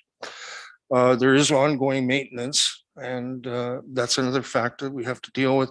We also want to put up some privacy screening between the courts and the 4 neighbors. And I'd also like to speak to dispelling a myth that pickleball is just a big noisy activity that irritates all the neighbors and people get really upset with it and so on. In fact, I can make a great case and say that's not true at all in our situation. We have the greatest neighbors in the world. We have never received a complaint. The members of our group are very, very conscious of the neighbors, the effect that pickleball has on the neighborhood, and are respectful of that. And so far, it's just been terrific. The neighbors let us use water. They helped the workmen use water when they were resurfacing the courts. Marilyn checks in with the neighbors on a regular basis. Everything okay? So far, so good. So many of them play pickleball as well. So that's not an issue with us. And if you're reading in the paper about the trouble that they're having in Victoria and Saanich and North Saanich and so on, it's something we haven't experienced. I'll just note that we're over the time limit, the 5 minutes for the presentation. Can I mention 2 things? Go ahead if it's Okay. nice and quick. The 2 big issues that we have is courts.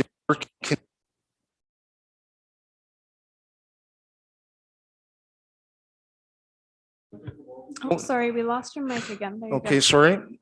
The other part of it is teaching people how to play the game and develop that client base. So we go from beginning players to intermediate and senior players.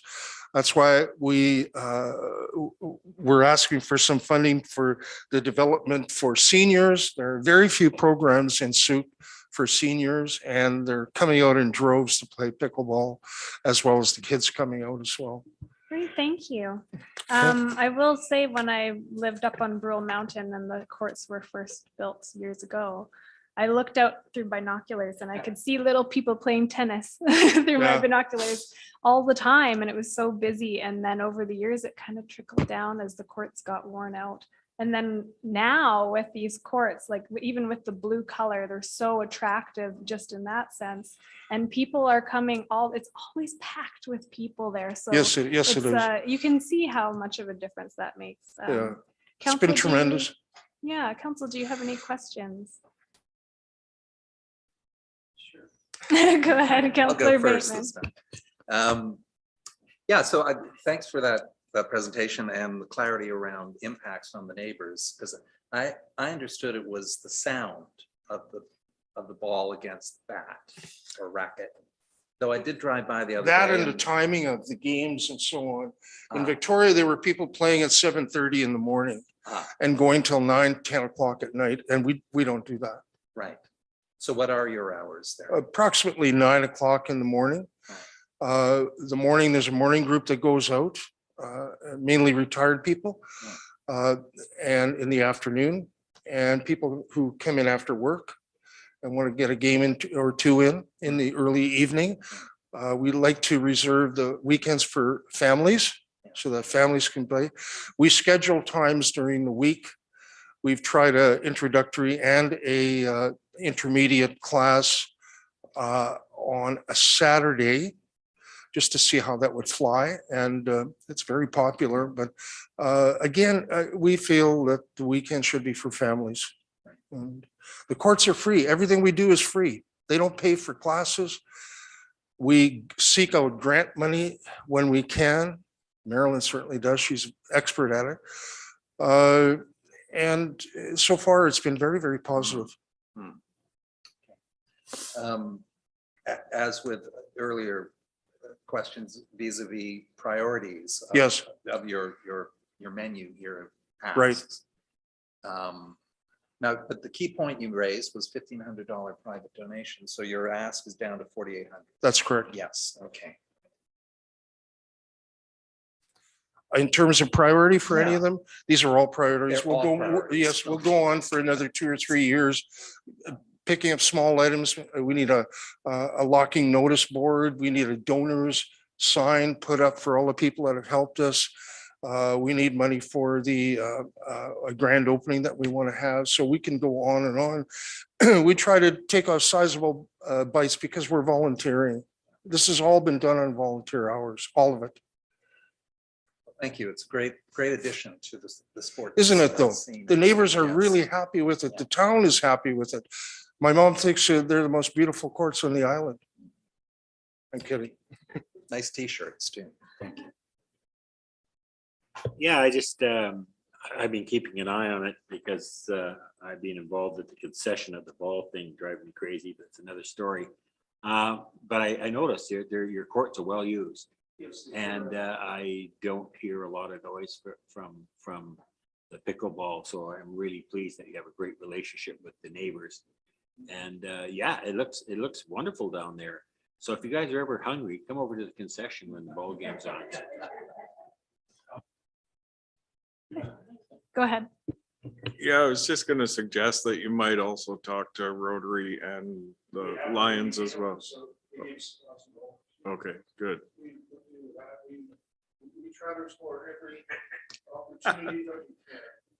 Excellent. All right, thank you very much, Bevan, for your presentation tonight.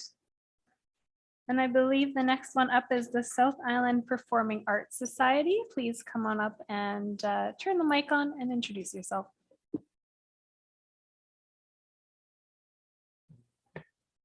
Hi, my name is Marion Schultz. I want to thank you for having me here. We are a brand new society. We just started in January. In 2019, some of my friends and I got together and we put on a fundraiser for some local children in our community, the West Coast Cabaret. We wanted to continue that, but we needed some help. And unfortunately, the name West Coast was already taken. So we are now the South Island Performing Arts Society. And so we are planning a big show in the spring. We are hosting a fundraiser in October. We are participating in the Sooke Music Fest in September. And we are putting together a spring art camp, a music and art camp for kids through the summer. And so I'm learning about the grant system and I will be contacting the Lions and the Rotary Club. And I want to thank you for that information as well. I did adjust the cost items, like I didn't really know how that. I understand now that you don't cover operating costs. And so I have put in a bit of a better structured budget for you that I have, if that helps. I'm really nervous. Thank you. Thank you very much. Just to clarify, the community grants may be awarded for any capital or operating expenses, but there is an exception for certain ones, which includes travel, salaries, and benefits. So there's a bit of, there are a few exceptions in that. Yeah. But thank you very much for presenting and congratulations on starting your new organization. Yes. Councillor Bateman, did you have a question? So thanks.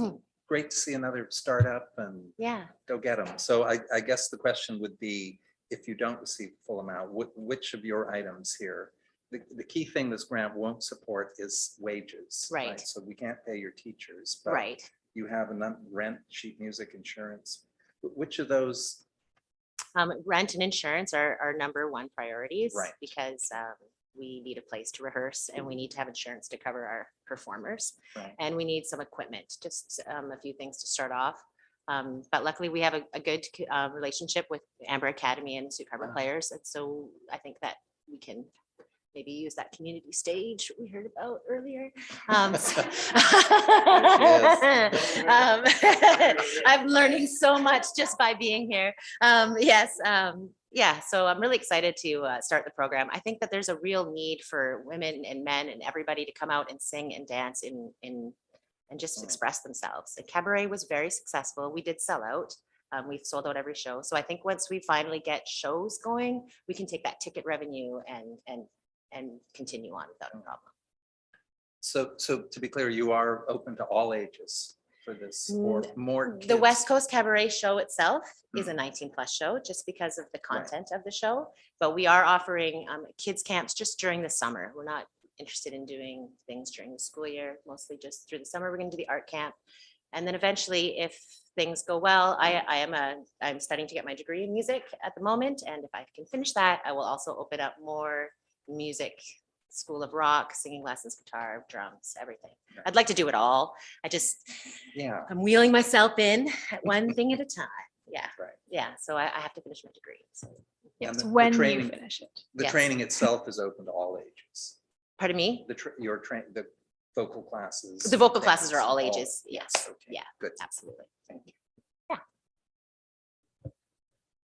Great. Any other questions or comments? All right. Okay. Thank you so very much for sticking around for your presentation. Thank We you. Thank you for having me, appreciate it. everyone. Thank you. Yeah. And we next have the Steps to the Future Childcare Society. Please come on up and introduce yourselves. I believe the mic is already on for you. Hello, excuse me, good evening. Pardon me, sorry, just fighting a bit of a cold. My name is Brad Skrmita. My name is Jillian Lappier. I'm the director of Steps to the Future Childcare Society, otherwise known as Kids Class. Yeah, so basically we are a before and after school care organization. So obviously in the mornings when parents have to get out to work and they need someone to look after the kids, to close that gap from the time that they have to head out until the school day begins, they will get dropped off at our center and we will provide lots of activities and opportunities for them in a safe, comfortable environment. And then I'm have my class 4 license, so I will bus the kids to the various schools around Souk to drop them off for their school day. And then also then we take a break for the school hours. And when they dismissal, I come and pick them up and we bring them back to the center, and there they remain until they get picked up by their parents, which can be anywhere from 15 minutes after we get back to 6 o'clock in the evening. So during that time, we really want to focus on providing lots of stimulating activities and opportunities for the children, as well as the funding that we requested is mostly going to be oriented towards our spring break as well as our summer break programs. So Jillian, she's just new into the role as the director of Kids Quest. So before that, I think things were sort of kind of all over the board, but now we're really trying to build up a really solid program, especially with our out trips. So most of the funding that we requested is for the expenses in regards to vehicle maintenance, fuel, providing snacks, healthy food for the children when we're out, as well as if we're going out to areas where there's like an admission fee for different things, cover those costs. And then also too, we'd like to incorporate a lot more science and technology sort of things into the daily program. So every week I'll do like a science experiment with the kids. So we want to be able to get supplies for that, as well as artistic things. Yeah, that's, yes. Oh yeah, and also too in the application put in that if funding is available, we'd like to completely refurbish our garden area that we have, which has become relatively overgrown in the last few years, but we have quite a large space, and definitely a lot of the children have expressed interest in being able to participate in that. So I thought it would be a good opportunity. And the children range from age 5 all the way up to age 12, which is our sort of cutoff point. So it's a fairly diverse group in terms of interests and personalities. So being able to find things that can bring all of them together in sort of shared common interests is a challenge, but something that we are working on between myself and our other full-time staff member, and Jill is managing everything and doing all the hard lifting behind the scenes. So yeah, I think that's pretty much everything that I had to say. Did you want to add anything? Our childcare organization, from my understanding, being newly in the role from the last year, is Souk's largest childcare facility for before and after school care. We're licensed for 55 spaces. Due to the pandemic and the setbacks with funding and COVID-19, we are only operating one program right now, which has 26 confirmed and registered full-time participants. So did you have any questions that you wanted to ask us? Wonderful. Thank you for the presentation, for coming tonight and sticking around. I do have a few questions, and then I'll turn it over to the rest of council for their questions. We received an application, or yes, a grant application from you, and then we also received a second application with a different budget. No, so when I filled out I did talk to Ben, your Ben Curry, right? Yeah, so when I filled out the application, the budget was proposed, and then Ben emailed me and said that we needed the previous year's spending. Isn't that right? Like from the grant that we received last year. So that's what Ben had emailed me. Okay, so the one that we received on April 21st that's from the previous year? Yes, and Brad and I did that together. I wasn't in the position that I was in, so I'm not able to give specifics. It was just an overview of where the money was. But the original grant application was our budget for this requested 7,000. Okay, and that is the current request. Yeah, so for this year. Yeah. Great.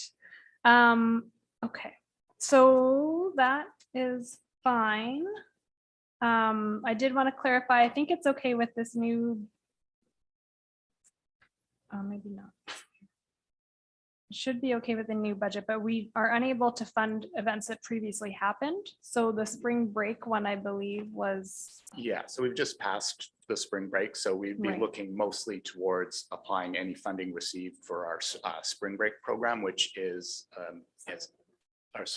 summer program, which is going to be nine weeks in the summer months. So it runs from June 30th until September 5th. Yeah, and we'd like to incorporate a lot more because it'll be full days. And I should also mention too that we also do coverage for the Pro D days when the children aren't in school. So we also want to be able to provide lots of activities and programs for them during that time. So yeah, we definitely like doing the out trips, which the children really enjoy because it's a bit of a break from the routine of being in the center and get out and explore our environment and yeah, sort of different experiences that way. And then we sort of like to integrate that into when we get back with the activities that we plan. So yeah. So for example, next week we have a Pro D day and I have all the kids going to Woody's Lagoon. The last Pro D day last month, they all went out to French Beach for a bonfire and hot dogs and roast marshmallows. Yes. Yeah. Sounds fun.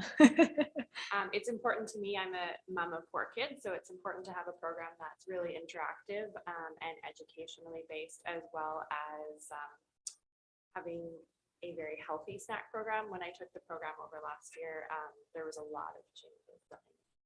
Yeah, so it's mostly based now on fresh fruits, vegetables, whole grains, cheese, meats, things like that. So definitely not basic chips and cookies kind of scenarios. Maybe something they'll pick out of their new garden.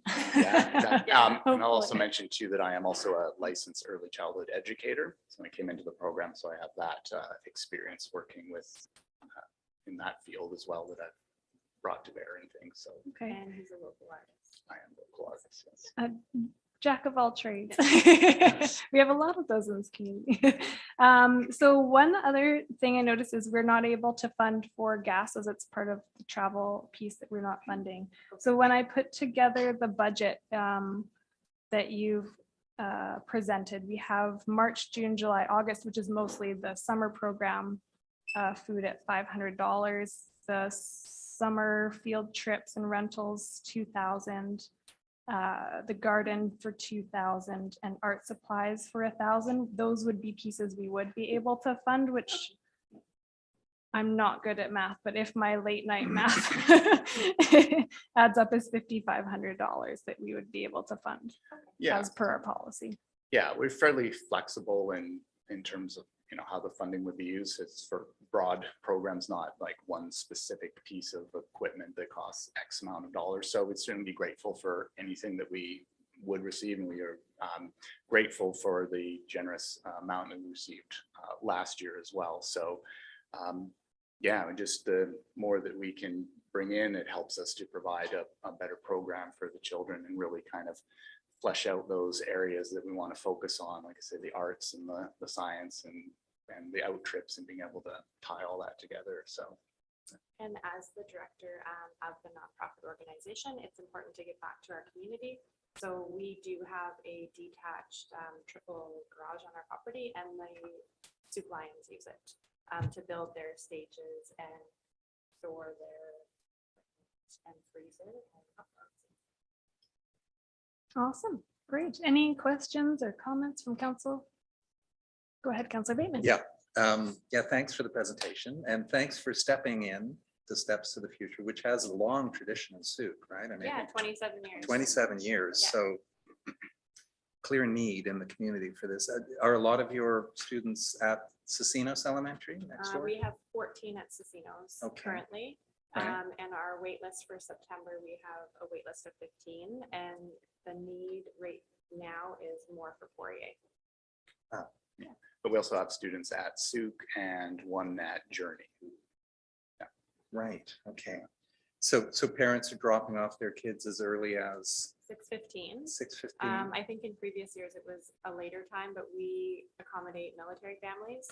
And so we have to be open at 6:15 for them to make the march in Esquimalt, I believe at 7 in the morning. Right. Yeah. And the pickup is as late 6 as p.m.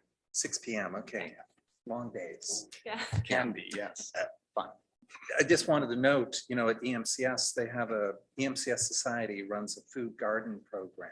Oh, And okay. a gentleman, Matthew Kemshaw, Okay. and he's developing the food garden at EMCS and the other schools in School District 62.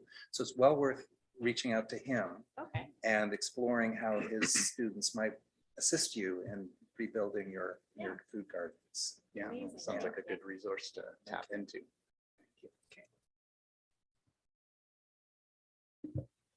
All right, seeing none other, thank you very much. Thank you. Brad and Jillian for coming down and presenting Appreciate it. tonight. Yeah. Thanks. Only a couple more to go. The next one is Take a Hike Foundation.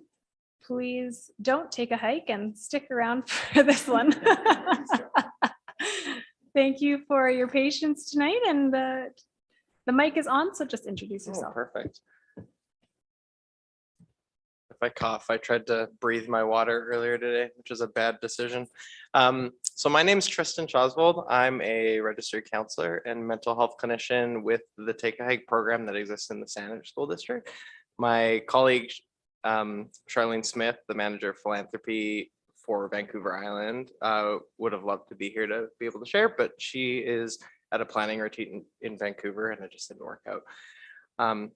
I want to start by thanking you all for the opportunity to share with Mayor and Council on behalf of the Take a Hike Foundation.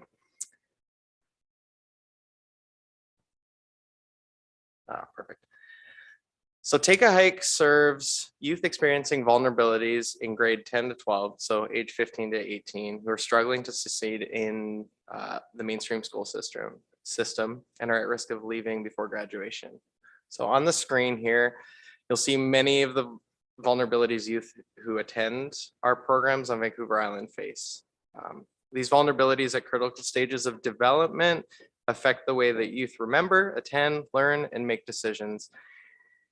And we actually know that on the island, youth are even more likely than their peers across BC to experience mental health issues, face poverty and housing insecurity, and skip classes, not graduate and go on to post-secondary.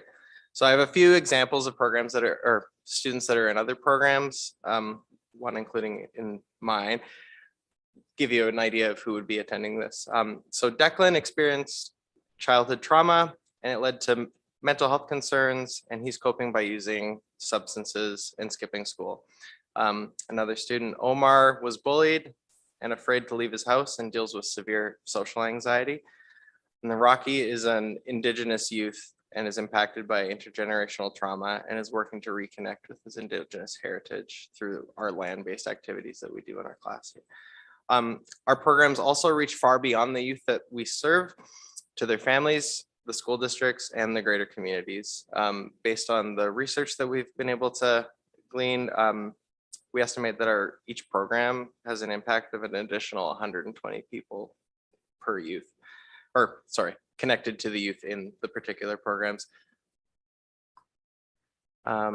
Take a Hike empowers youth who experience vulnerabilities to change the trajectory of their lives with a full-time mental health and emotional well-being program embedded in an alt-ed program, alt-ed classroom. So we have a model of change that's evidence-based, trauma and attachment informed to support youth as they develop the skills and resiliency they need to graduate high school, build healthy relationships, and achieve success, however they define it. So Take a Hike Foundation partners with school districts, and so most recently, School District 62, because we know that school connectedness is the #1 determinant of youth mental health, even more so than what's going on at home. Take a Hike program engages youth with intentional continual counseling. So that's what I do within the program in Saanich. Outdoor and adventure-based activities and individualized academic and community engagement. So our application for the Souk district specifically supports our outdoor and adventure-based component to the program.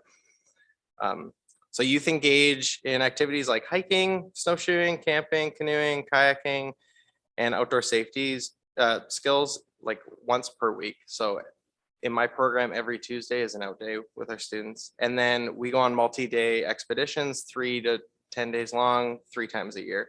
So that's totaling of like 50 to 60 hours, or 50 to 60 days per year, where we get to be outside with our students. Adventure-based learning is a core component to the Take a Hike program, taking youth out into traditional environment, out of their traditional environment to help them to reinterpret complex concepts and ideas in different ways. And I get to do some pretty unique, like on the land, nature-based therapy with our students. Within the 4 pillars of our program are just distinct approach of integrating clinical therapy supports while immersing youth in land-based programs, help our youth learn self-empowerment and positive coping mechanisms, and the capacity to choose their own way along the path in life. They may choose to move on to higher education or embark in meaningful career path, whatever they decide. Recently, Take a Hike's conducted a social return on investments study and found that for every $1 invested in Take a Hike and in the society, oh, I am running out of time. I'm done. That's okay. But We all wanna at hear any that rate, number. so for every $1, we recognize a return of anywhere between $5.60 and $13.40 through participants' increased contribution to society and reduced reliance on health and social supports. I've got one more slide. You can stare at the end here. Yeah, so we're starting up a program in Sioux for September. And yeah, the ask is for outdoor, or basically to support the out days that we're able to do. And a lot of that's going to be out here in Souk. Wonderful, thank you. I know when I was working at the EMCS Society many years ago, one of the first things I stumbled across was Take a Hike Society, but I think at the time it was only on the mainland. Yeah, That was so a long time ago, and I wanted to bring it to Souk, and they weren't quite there yet. And so I'm really glad that it's all kind of come to fruition. it's been really fun seeing it grow on the island. COVID really highlighted a lot of need for mental health supports, and it's kind of fast tracked a lot of program development. So we have a program in Nanaimo, Cowichan. I recently set up a program it's in Sanishton, but for the Sanish School District. And yeah, they're in the middle of hiring a therapist for the program in Souk, and they're hoping to have that person as soon as like this upcoming month to start developing. Wow, that's fantastic. Yeah, keeping you busy. Yeah, exactly. Really good. Any questions from council? Go ahead, Councillor Bateman. Yeah, so I believe there's, you're looking at 4 staff people and up to 20 students. Yeah. Yes. So the makeup of my team, and I think what they're planning to at least start with in for the Souk program is a district provided teacher that does all the academic, a youth and family counselor that is like a district staff member that kind of does like outreach support, and then the Take a Hike Foundation provides like a full-time mental health clinician, which is a pretty unique. I have a really unique role within education. I get to be a therapist, which does not exist in high schools. School counselors have a workload of like 400 to 600 students that they get to work with, and you can't be expected to do any kind of actual counseling in that regard. The programs on the mainland have adventure-based learning specific individuals, but based on, and that's usually a district, not the gear or the basically Take a Hike removes all the barriers for the students entering the program. So all of the activities that we do with our students are completely free, and we provide the gear necessary to do those activities.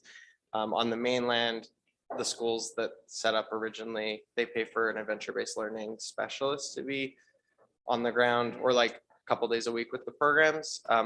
We'll have a 4th staff member that floats between probably my program, the program in Cowichan, and the program in Souk to plan the outdoor ed stuff. But yes, yeah. Okay.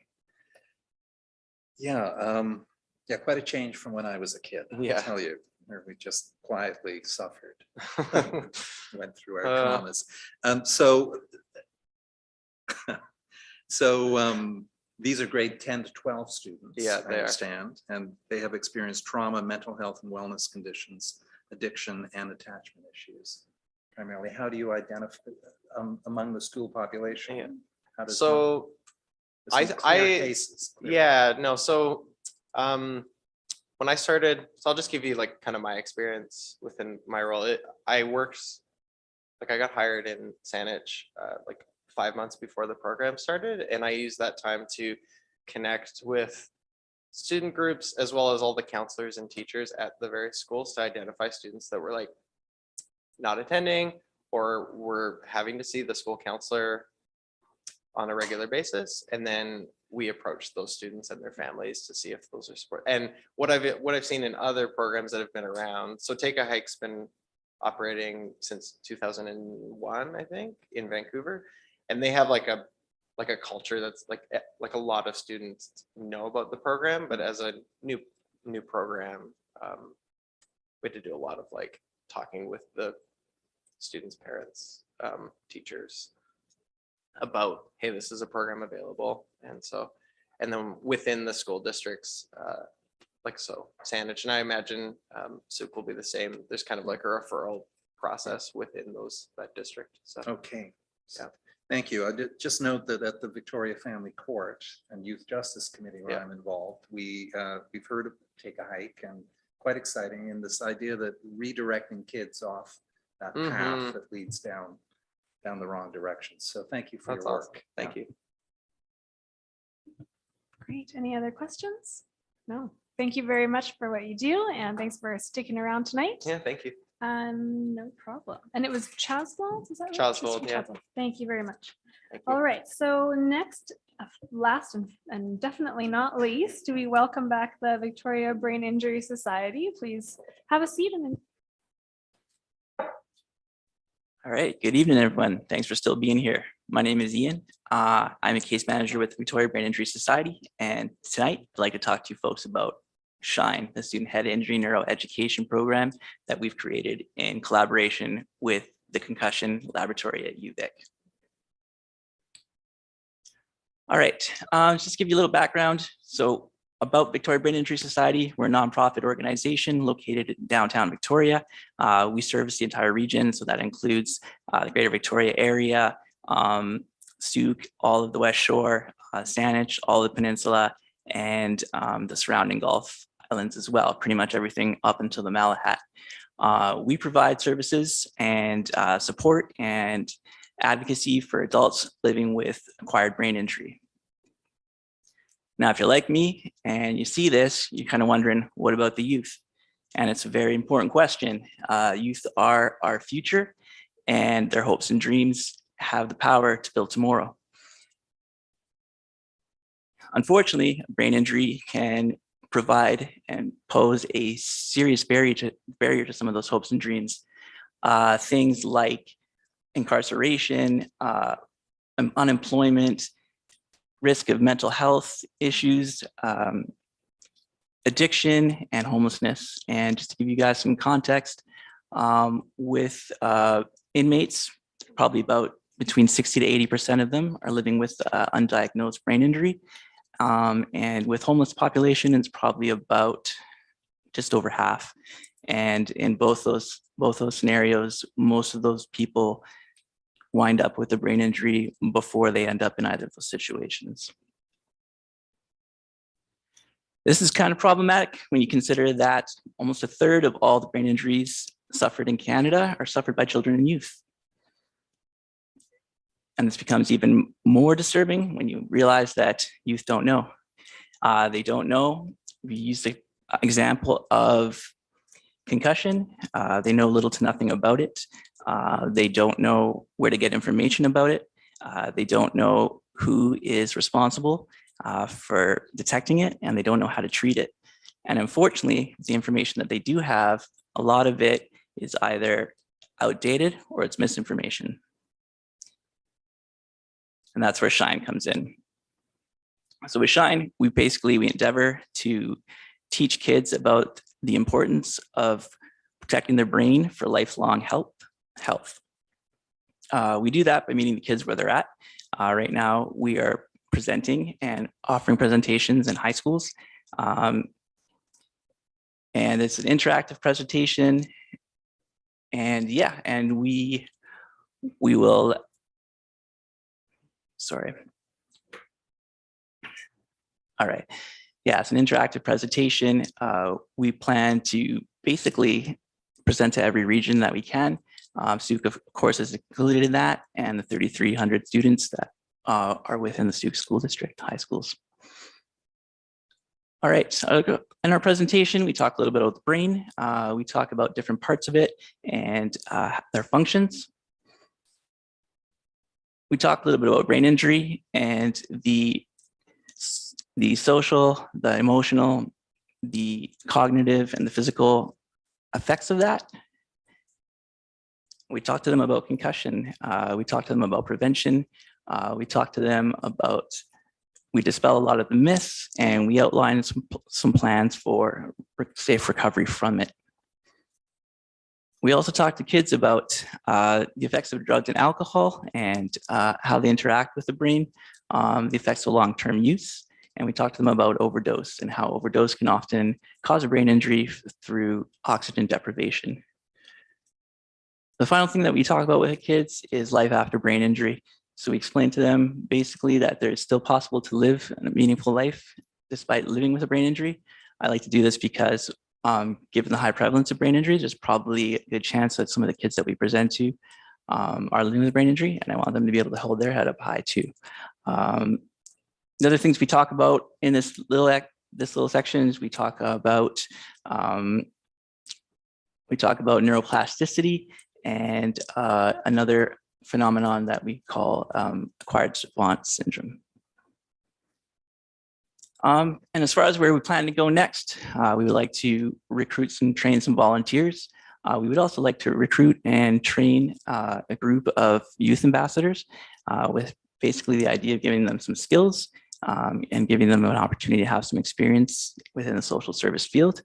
And in the future, we also hope to partner with some local businesses to create incentives for youth to continue to spread the word about brain injury and concussion over at social media.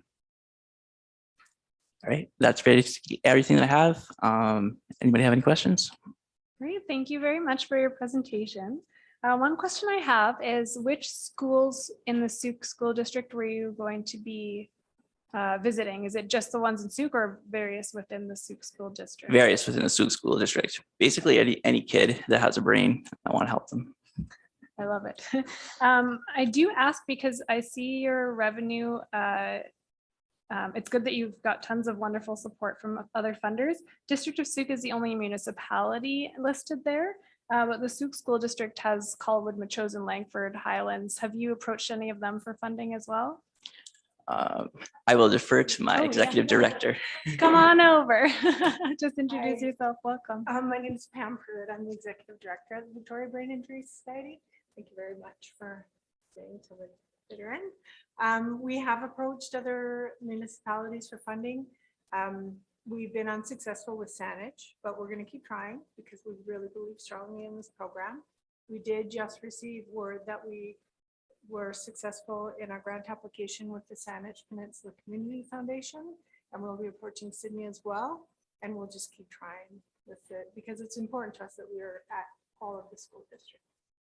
Thank you. So none of the other schools in the Souk School, municipalities in the Souk School District yet? Not yet. Okay, thank you. Any other questions? Go ahead, Councillor Beddoes. Yeah, thank you very much to the chair. I still trying to piece together exactly what you're doing. I mean, it's basically educational. Is that correct? You come to the schools. Do you have like a set? When you say you go around to the schools, you have to be invited, or do you invite yourself, or do you have to have a kid that's injured, or how does it work? And I guess, have you presented in Souk before? I haven't presented in Souk yet. Last week I presented, oh yeah, I did actually. I presented at Journey Middle School in Souk. Basically how I'm getting these opportunities, I'm reaching out to teachers, and I'm reaching out to principals and doing whatever I can. Thank you. Go ahead, Councillor Bateman. Sure. Thanks for this.